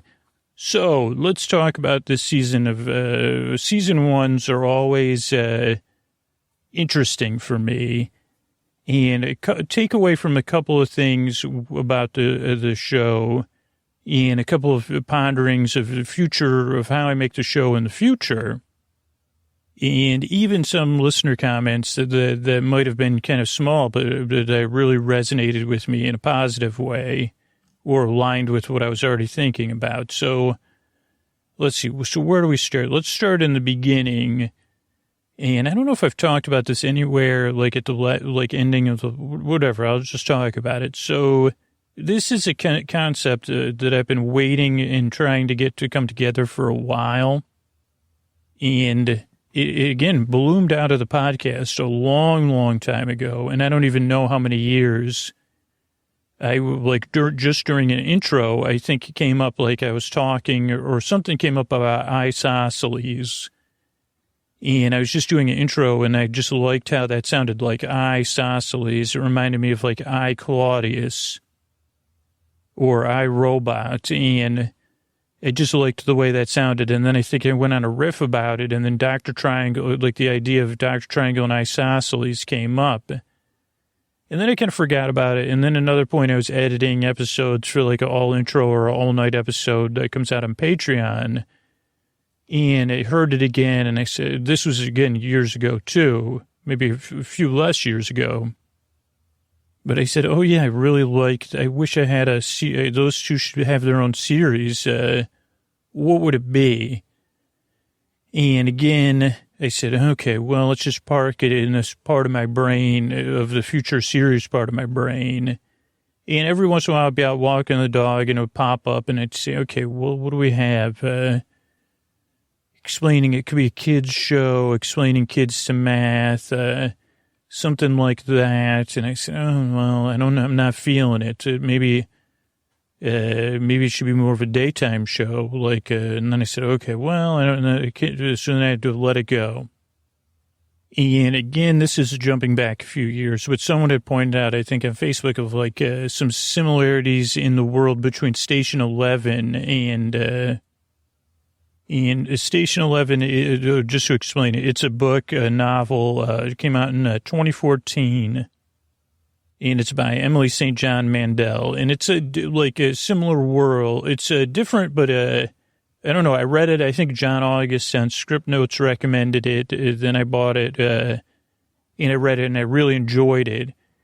And I don't want to reveal anything about the book other than it's in a similar postmodern world. But I really liked just the feel of it and the fact that this one took place around the Great Lakes, I think, and it had some migration going on. But there was just something I liked about the feel of it. It also had this more Middle Ages kind of reversion feel, where some dystopian stuff has a much, I don't know, I just liked it, and then I forgot about it, but it was something I appreciated. So it was just another thing tucked away in my mind, and then again, but at the time I didn't associate the two things, so let me say that. Like, I just appreciated greatly the style of Station 11. And now I'm like, oh boy, I don't know if there was any, like, what the next novel she wrote after that is, even though I'm like double noveled right now, because it was like 70% through one book when I only had it checked out for 3 weeks from the library. So now I'm like 40% through another book, and I have a hold on my original book, waiting to get that back. So and I read very slowly. So I'm probably 2 or 3 months from being able to read anything new. But anyway, neither here nor there. So those were some disparate ideas in my mind. Or not, yeah, they were disparate at the time. So 2 characters, Dr. Triangle and Isosceles, and just this world of Station 11 of wagons. That was particularly the main thing that stuck out to me. And, you know, I don't know. So, and then with Dr. Triangle and Isosceles, even though it didn't do any story development, like just those names have their own character development within them. And what I mean by that is, like, anyone named Isosceles, he's going to be a little bit egocentric, or I felt like.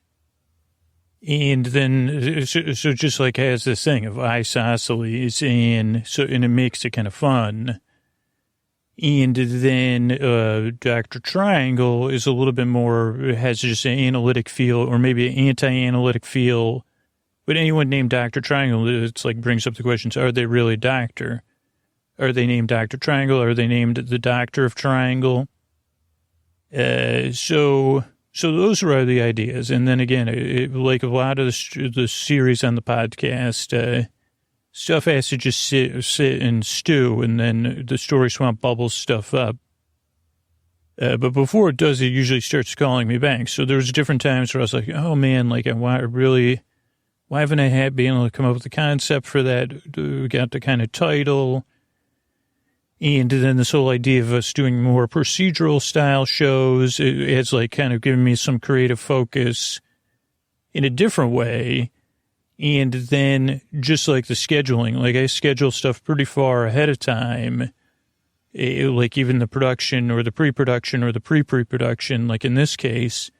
So it was like already like, I think I looked at the schedule because it was like, Nuns in Space. I'm not positive this is how the schedule went over the last year, but like Nuns in Space, Holiday Series, Big Farm, Season 2 might have been the schedule over the past like 12 months or so. So it was like, okay, we need a new series. What do you think we're going to do? And then I was like, oh, and then again, I was like, well, it'd be fun. I really like, there's something about that Dr. Triangle and Isosceles. And then in the idea, and I think this is where the procedural focus helps. It's like, oh, now I'm trying to tell these stories in a more episodic fashion, so they don't have to be procedural. But what works a lot of times in episodic stuff is procedural, whether it's like whatever the conceptual procedure is. Oh, what do I mean by procedural? That's a great question and a great chance for a tangent. A procedural traditionally would have been on like a TV show, or like a Big Farm in the Sky is a great example of a procedural. Okay, the case of the missing pennies. How are we going to find the pennies by the end of the episode? So the arc of the episode is the conclusion of the episode would be finding the pennies, and the procedure of them finding the pennies. Or like, I guess Good Place is kind of episodic, but usually each episode, I guess now that it's almost done, it's not, but a lot of times sometimes the episodes were procedural in a different way. Usually it's hard to trust this stuff, that the process works. And I talk about this every time, and it's like every time I have doubt in the process, like, oh no, I'm not going to have a series ready to go, because I don't have any, in order to put out 100 episodes a year, it should just, it's a creative positive, but like, it's like when the deadline comes up, it kind of has to be met. I mean, if I have personal self-care reasons, it doesn't have to be met. But as far as like professional doubt, like story doubt or procrastination within the work, it kind of does. And unless it's going to creatively suffer, but a lot of times it creatively benefits. So whatever, I was getting close to where I would have to, like, where it was still like, at least I need a concept. And I don't know what triggered it. And maybe it was like some of the general, like, stuff I think about outside of the podcast. But I started at some point, got curious about this idea, and it must have popped into my head in some clear way, but I don't have a clear memory of when it happened. And I guess it's like, I don't want to get too into the weeds about what I believe in personally or stuff, but at some point I thought about, like, what if people stop believing in math? Like, a world without math, that would be like a place where Dr. Triangle and Isosceles would be heroic. But then I was kind of like, well, why are they like, then it was a little bit dissonant because I was like, why are they named Dr. Triangle and Isosceles, right? And so, so then I was like, well, it's a great question. And then it's like, okay, why is there a world without math? And then that became fun. Like, then I got the ideas. And I mean, again, like I talk about on the podcast, like these Marvel movies, like, and you think about gods and goddesses and stuff. I was like, oh, okay. Like, it's not that much of a, it's not a big of an ask of suspension of disbelief, I think, like to think about gods and goddesses. So then I started to think, like, then I researched gods and goddesses of like, who would be the goddess or the god that would be anti-math? What goddess or god might represent math? And that's when I kind of stumbled upon Sashat and Discordia. And then I kind of liked that feel, like one is trying to restore math in the world and one is taking it away. And then that would help with the explanation that, like, not only was it like that people stopped believing in math and respecting math and living by math-based principles, but that also there was like other greater forces at work. So then I said, oh, okay, so that's like no, I guess so I said, that's a world, and then it's and I said, okay, and then Discordia, she's the goddess of math.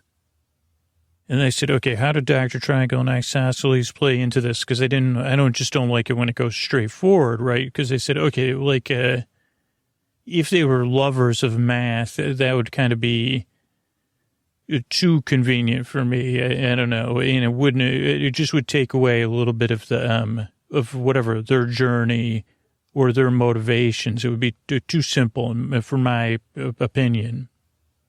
So I said, well, why the heck would they be, if they're not math lovers, why the heck are they Dr. Triangle and Isosceles?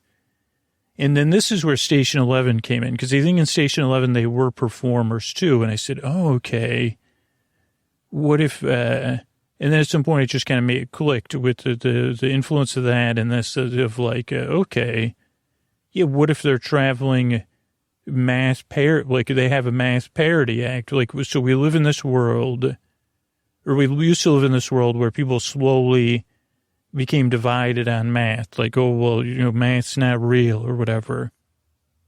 Or I don't use math anymore. Like, and then also at some point Discordia got involved and erased math. But there was already like a cultural movement of, like whether Discordia caused that or human beings caused that, I can't answer because I wasn't there.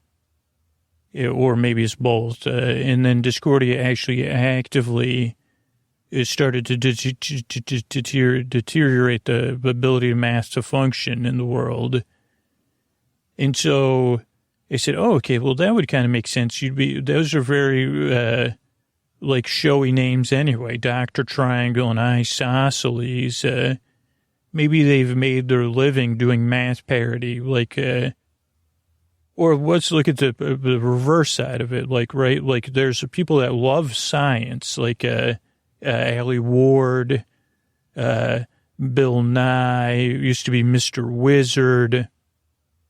And they're more fact-based performers, but they're still performers, like doing shows or doing entertainment and science-based entertainment.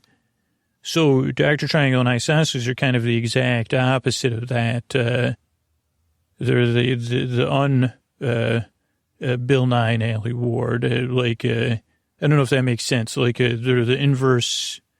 You know what I mean? Like they're going around making fun of people. It would almost be like, yeah, if there was I wouldn't like that. Say, well, I'm Sam Fry, man. Again, no need for science, or whatever, or they would do like a parody of Bill Nye. Maybe that's what the absent-minded is. Was the absent-minded professor like anti-science? No. I mean, they're not really anti-math. They're capitalizing on anti-math sentiment. So this is where stuff started to come together. So, okay, so I'm getting an idea of who they are. The world they live in is like this postmodern world. It's not a flashy kind of dystopian, more of just a Middle Ages dystopia.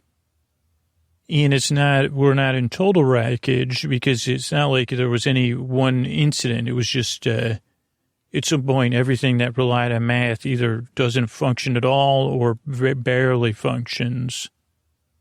So those are just things. And then it led into this idea of like, okay, well, how is this a procedural then? Or how is this episodic? Because I can see an overall story arc, right? Who's going to win, Discordia or Sachat? What part do Dr. Triangle and Isosceles play? What are their wants and needs and desires? What are they afraid of? Like, what are they good at? How do they relate to, how do they get involved with this overarching story of math versus unmath or chaos, actually? I mean, Discordia is basically, so that was kind of the overall of like, okay, so what is a procedure? And then I thought, this is where it's nice to have creative constraints, because I said, oh, this will be nice. It won't be a world. I mean, because that really is like, especially in the time constraints I have, to imagine a world without math, that takes a lot of research because, like once you start to say there's zero math, people say, well, we just, that's not a workable environment for living, breathing characters. So then I started thinking about this world with reduced or no math, and then it kind of jumped back to the original thoughts I had with the characters was like, oh, okay, I did want, when I saw Dr. Triangle and Isosceles earlier, I said, okay, I want them to be involved in the actual specifics of math somehow. And originally, when I was first thinking of it, I said, oh, well, they'll teach kids math. Like, that'd be fun. But that obviously didn't pan out. But I said, oh, okay.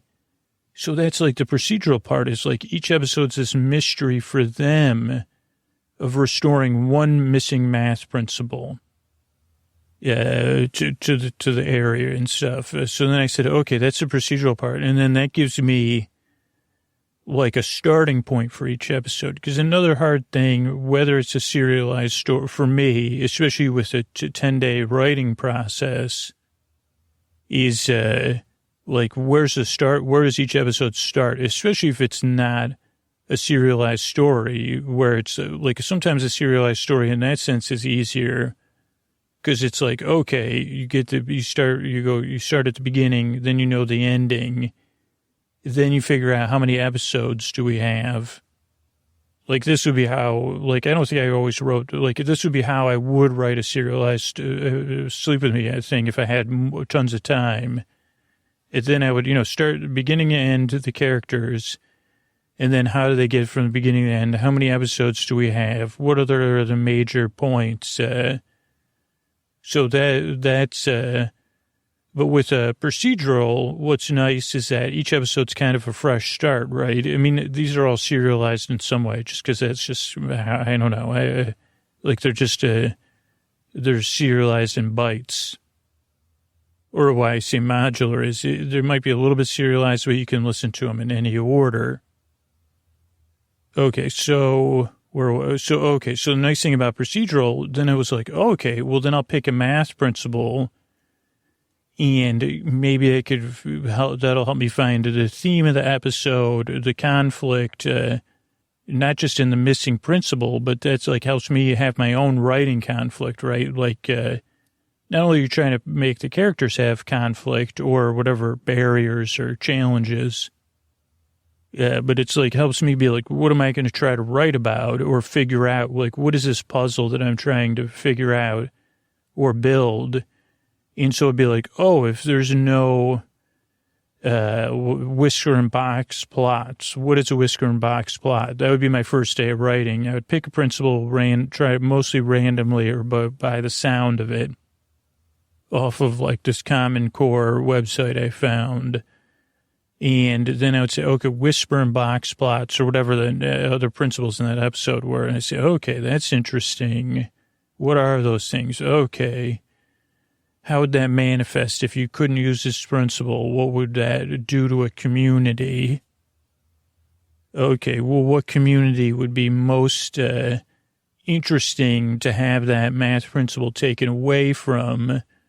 Okay, then how is that community, how is this missing principle impacting this community, having a broader importance on like society at large or humanity that would make it important?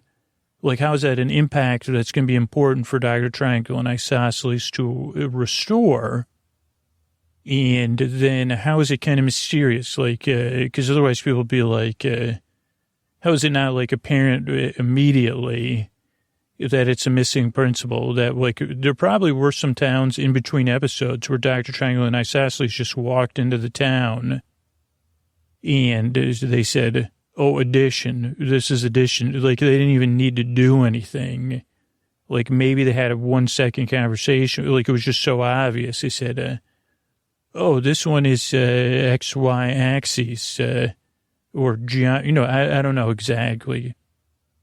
But so like the particular stories of their overall story that I was going to tell, they have to be interesting enough to put you to sleep. And it also made it interesting to me. I mean, I guess I did not have really enough time, like, to really learn the principles. So it was like cursory, sometimes 2 day. And I mean, because here's the thing. I have like 25 minutes set aside a day over 10 days to write the episodes. And sometimes that'll get stretched to 2 weeks. But then if it gets stretched to 2 weeks too many times, then I have to like, figure out like bumping episodes so I have enough time to get everything produced. But so like, like I would have like 1 25-minute or 2 some days to just be like, okay, what is this math principle? It also made it fun because it was like unpredictable, right? Like if I'm too much in control, then having a variable to work with that I don't necessarily understand or whatever, it helps. It also helps, like, in a mysterious way, that the plot of the episode or the theme of the episode can come out of that. Because it's like trying to figure out this puzzle, be like, okay, why? All right, well, we're in a miss. So, okay, let's see. What do we know so far? So we have Dr. Triangle and Isosceles. How's this problem interesting for them to solve? And it's a medieval world. So, okay, what do we need? What do you need in a medieval world? What would a goddess that's pro-math and seemingly pro-humanity, what would she want? Okay, well, okay, you need food, you need water, you need heat, trying to look at the hierarchy of needs a little bit too. I think at one point there was even one episode I was like using the hierarchy of needs in some other thing. I can't even remember if that guy, I don't know. I mean, again, because I was doing a lot of recording over the summer. And now that I'm recording this, it's like October or like September, the end of September. And then when this comes out, it'll be whatever, like late October, or probably like when you hear this will be like before Thanksgiving, right? Yeah, so about 2 months from now. So, hey, what's up? How's the future? Pretty sweet, huh? So, okay, so I picked this math principle, and then I try to work it into the episode. And then, now this was one where stuff changed. So the first episode, and this will go into like some things that I wasn't totally feeling like worked, and, you know, part of the process I've learned over making this podcast. But you might have noticed, like, so the first episode, I think it was like a independent narrator, and I just didn't feel like that worked. Like, I was like, okay, like, and a lot of times I have to make the episodes, which we'll go back into, but like in order to figure out what's going to work or not work. But I don't have the luxury of making test episodes. It's just like not in the workflow of the podcast. So then, what was I going to say? I forgot already. Okay, so not making test. So the narrator. So then when it came time to the second episode, I think the mule was already, Ada the mule was already in the first episode. And I had a feeling she was going to, I mean, I named her Ada after Ada Lovelace, but so, like, she was a character, like, I had a feeling she would play a role, but I didn't realize that. It's like, okay, as I was feeling out the story, it felt like I wanted a little bit more of, like, okay, well, here's a couple of things. Like, especially after the first episode, I get a sense of how the dialogue is going to go. And I've been playing more and more with this of, like, trying to keep the dialogue in a limited number of voices, not only because it's more sleepy, but it's just it's a good kind of limit, I think. I don't know. I think it's just like it keeps it within a sleep podcast context, but also, like, I'm just not a voice actor, so trying to do like 30 different voices is not only not necessarily conducive to sleeping, it's just not my, like, forte, I guess, or just not my preference. So just like in Big Farm in the Sky PI, that G and DK didn't really have their voice was through Simon. I was like, okay, well, I want Dr. Triangle and Isosceles to have their own voices, but I don't know about all these other, like I said, this is really going to be like this village type situation where they're going to these village squares and they're interacting with a lot of people. And so I said, okay, I'm not sure this is good. Like, how are we going to voice this? And I said, okay, well, Ada can do that. Also, like, maybe some of their performances are going to be dramatic. So then Ada could fill us in. I don't know. And I just felt like Ada was a more capable narrator than I was. So that's how Ada became narrator. Probably had some other thoughts about it. I mean, I guess this gets into my, like, and again, this isn't a big deal. It's just like, and part of the nice thing about doing these recaps is that I get to look back in an active way. But there were some things that I wasn't exactly happy about. I think, like, again, the result-wise, I've gotten a ton of feedback that this was a very sleepy podcast. And so that even on repeat, the episodes are very sleepy. So I think from, like, putting people to sleep perspective, the episodes were a very strong success. And then I think that a part of that was, like, the density of the math, the ability. Okay, I guess let's talk about this instead of regrets. Why were these episodes? I mean, and one thing is I think I'm getting more and more experience at making these shows. And so a lot of our series, especially all of you lovely regular listeners and new listeners, you say, geez, this one can't even get through these episodes. So, like, I want to listen and I can't. And that's great. And then the listeners that normally don't sleep to the episodes give me feedback on them. And they say, geez, I enjoyed it in this way and this way.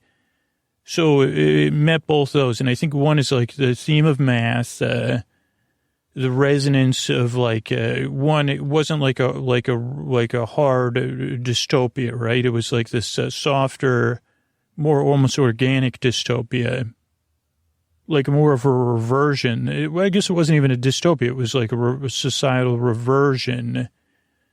And it wasn't like any of this, like just our way of living was met upheaval, but not really so much how we treated one another, though, there were contrasting, ways of governing and treating people and belief systems and stuff.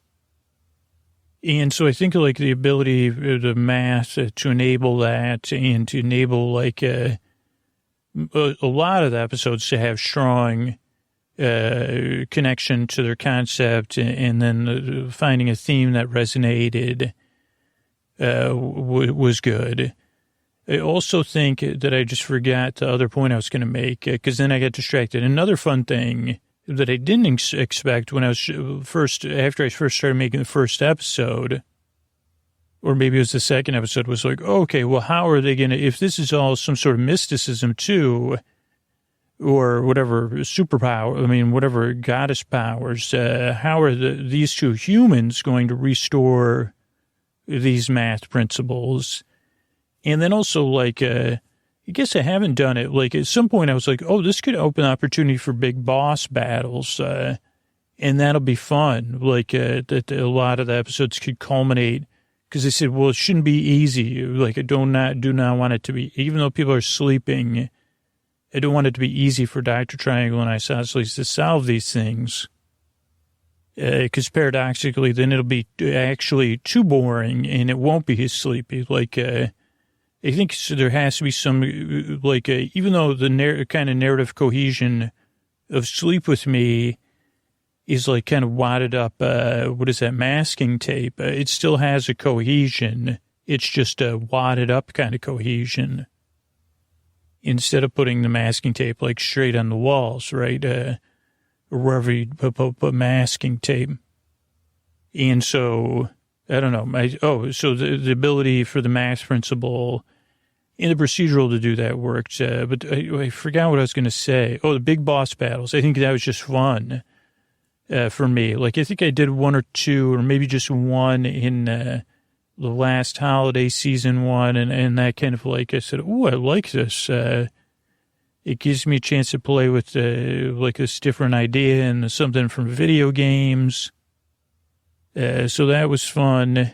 What other reasons was it super sleepy? That's what I was trying to talk about. I think there was one or two. Oh, the idea of that they were performers, I think, added this extra ability to kind of, I don't know if the right word is like tangentialize, but to break the rules of traditional storytelling when you have to be interesting is like when they're making plays, and a lot of times they're having to make the plays up on the spot to meet their needs to solving the mystery. That enables like really tons of things, like not only to get to know the characters better, which actually didn't work out the way I thought it would, but enable like really boring, like the times when I could really put people to sleep, really dense stuff for people to make monologues or expository type speeches. I mean, and when I say what I didn't think would work, was like I did kind of, and this will go into what didn't work, like I did kind of view, going into making the series, I viewed Isosceles as a much more dominant character, and blowhard and full of ego and more jerky. But as I kind of formulated it, like as I started making it and writing it, I don't know, I kind of just, for some reason, sometimes I like stuff on the extremes, but both these characters, I kind of tried to bring them more into the grays. And even like parts where Isosceles definitely hammed it up, but not to the degree, like I actually, as I know, like it was almost like it was a little bit more restrained than I expected. And that was just the ability for working with the character and being like the character saying, no, I don't feel like going to that. Like, it just isn't fitting within the tone. Like when the story talks back to me like that, or maybe it's part of making it. It's like saying, oh, okay, I'm hearing you, or I'm hearing myself, as I'm writing it, and that's not working. So let's try it in this more reserved way. At the same time, that was a little bit of an internal conflict. And I think it also created it did create, so there is this difficulty with the first seasons, which is why a lot of these shows always get a second season, is because the first season really is feeling out the concept and getting to know the characters. And this one, I kind of feel like they were just barely getting aired out, right? And it was a shorter 10 episode just because I was looking at the release schedule. And I said, okay, well, this is what we have time for as far as before the holidays, as I was looking at when we would have releases of episodes, this spring when I was planning it out or whatever. So, I don't know, sometimes that can be a little bit disappointing to me as wanting, and again, this is something everybody talks about. Ira Glass is a great example of how you see a project and how you would like it to be, and then how your creation of it is. But it's still, like I said, okay, it met all those things. And I guess I've learned, but so we'll go into a new phase of learning, though, which is exciting, an exciting possibility, I guess. Yeah, but it was okay, this is how your first seasons kind of go, because you don't have the luxury of doing a complete world build or a complete character. It's you've just got, the work has to be done. But that's what's nice about these second seasons is Nuns in Space. It's able to get to know the loving relationship between Stan and Scooter, or Big Farm in the Sky season 2 of seeing G and DK grow and solve their cases. It's just exciting for me, to see them grow, I don't know, to see the characters be more developed within this context. Now, that being said, I just felt because I feel like one lesson I learned that can be changed is that giving first season character voices is something I maybe need to do a little bit different from now on, because one thing is that I felt a little bit tropey, even though the characters as I viewed them, and especially Dr. Triangle, is that I wanted Dr. Triangle to be very open to the audience, creating their own version of Dr. Triangle in their minds. So Dr. Triangle, I think, had a bit more ability. Not that the audience had to relate to Dr. Triangle, Isosceles, or Ada, but that I just wanted Dr. Triangle to be a little bit more. I know who Dr. Triangle is, but I also wanted the listeners, as with all the characters, but a little bit more with Dr. Triangle, to kind of be able to imagine their own version or whatever. I don't know if you know what I mean. And then Isosceles too, but Isosceles is a little bit more of just a slightly more center stage type personality. What does that have to do with things? I guess just what do I learn? So I guess moving forward, the show's not in a position yet, with our Patreon, for me to be able to put out Patreon exclusive episodes, but it is I think we're probably 1,000 patrons away from being able to do that once a month. So that's a pretty big gap, but I did think about okay, it's going to be a little while till I do another new season, because it's I have the holiday series planned, and then the next season will probably be, it's not 100% locked because I got to do the holiday series.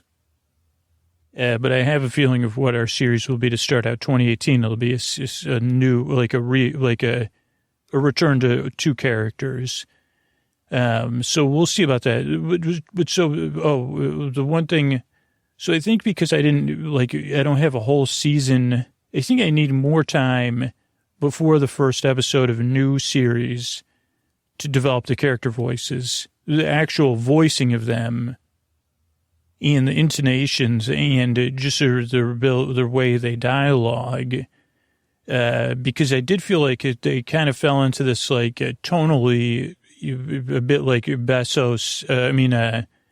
James Cash Penney and Richard Warren Sears, which was kind of almost unintentional because the characters are Dr. Triangle and James Cash Penney are similar only in that they're both kind of competent characters. And I guess they do have some vices that they're driven by, different vices, but, and then Richard Warren Sears and Isosceles are kind of similar, but Richard Warren Sears is a much more extreme version and much more, less, like, Isosceles is just really a family-based person in their deepest motivations, and then wanting to be center stage. So I don't know. I may try to figure out something. I mean, this would be not until like spring of 2020 to figure out like, oh, with our next new series, is there a way to put out mini-sodes for patrons like at a certain tier, like to start working with the character voices? And do we have time for that in editing budget? So it's just something I thought about of like, and it was literally just like 2 days ago when I was walking the dog and I was thinking about recording this. I said, well, I don't know. I'm just a little displeased, like, not with the characters of who they were or who I felt they were when I was speaking as them, but of actually the voices I was giving to them. It fell a little short. It just not a big deal. This isn't like a super big criticism of myself or anything, but just something I could do a little bit better out of respect for the characters, to be in all honesty, because, once they're developed in a sense, then it's like, it is my job, to live up to their standards or something, right? It's like, and particularly when I'm trying to do something a little bit more open, where listeners could identify in their own ways with the characters, or they don't have to. I mean, this is just always an experiment for me too. So I don't know. So that's one thing I probably will do differently. But also, I guess, here's another thing that I didn't think of till I was already recording this was like, maybe I made a mistake in the scheduling too, because what I did was like we did the Nuns in Space, and then the new series was just the holiday series, and then we went back to a season 2. So looking back, it's like maybe those muscles kind of have to be stretched for a longer period each year, because it's like, well, that's a pretty long time between. But it was like once I had the concept for Big Farm in the Sky season 2, I kind of wanted to jump on it for, I don't know, just because I was excited about it. And I was excited to get back to those characters. So again, I think like planning 2020 out, which is wild. It probably would be like a shortener, 10 episode season of like, of what we're going to do. And then making sure I have that 10 episode span for something new, which I have no idea at this point, but, it's not a big deal. It'll all come out. So I don't know. I think that's like a couple things. I mean, it's like, I don't know. I hope you enjoy these, or they're not super navel-gazing or self-indulgent. But I mean, as we've tested out these recap ones or look-back ones, I know it resonates with people, like knowing that it's like this struggle making stuff, but it's always a struggle that has hope in it and fun in it. That's like, oh, I get to solve these problems within the context of making this show. It's one of the reasons why I love making it. I mean, the main reason being it puts you to sleep, which is like, makes it even cooler, because then that's a paradox, which is awesome. And just, I don't know how I get to develop this closeness with these characters, or play with like, oh, this didn't, or that it's also okay that it doesn't always work all the time how we want it, or be perfect, and then it still is like really effective. I don't know, like that's like whatever you're making, maybe like it doesn't have to be perfect, or it doesn't have to come out great, or it's all part of the process, right? So I guess that's it. I'm trying to think of anything else with this. I didn't really learn anything about math too much new, other than I guess if you eat a pie with some sort of high-powered pi, infinite pi in there, So, and like to explain where things left off, basically, Sachat and Discordia got ingested so much of infinity that they spread their pieces across the world. And Dr. Triangle and Isosceles, I guess in some sense they were granted some sort of infinity. I guess not in a great way. Like they have to pretty much spend the rest of their eternity like wandering and finding those pieces. So it did kind of set up a next season for them, just because it just all fell into place. But the main thing is I appreciate you falling asleep or listening to this podcast or being there. And I'm glad I can be there for you because it's important. Your rest and your comfort's important. Good night.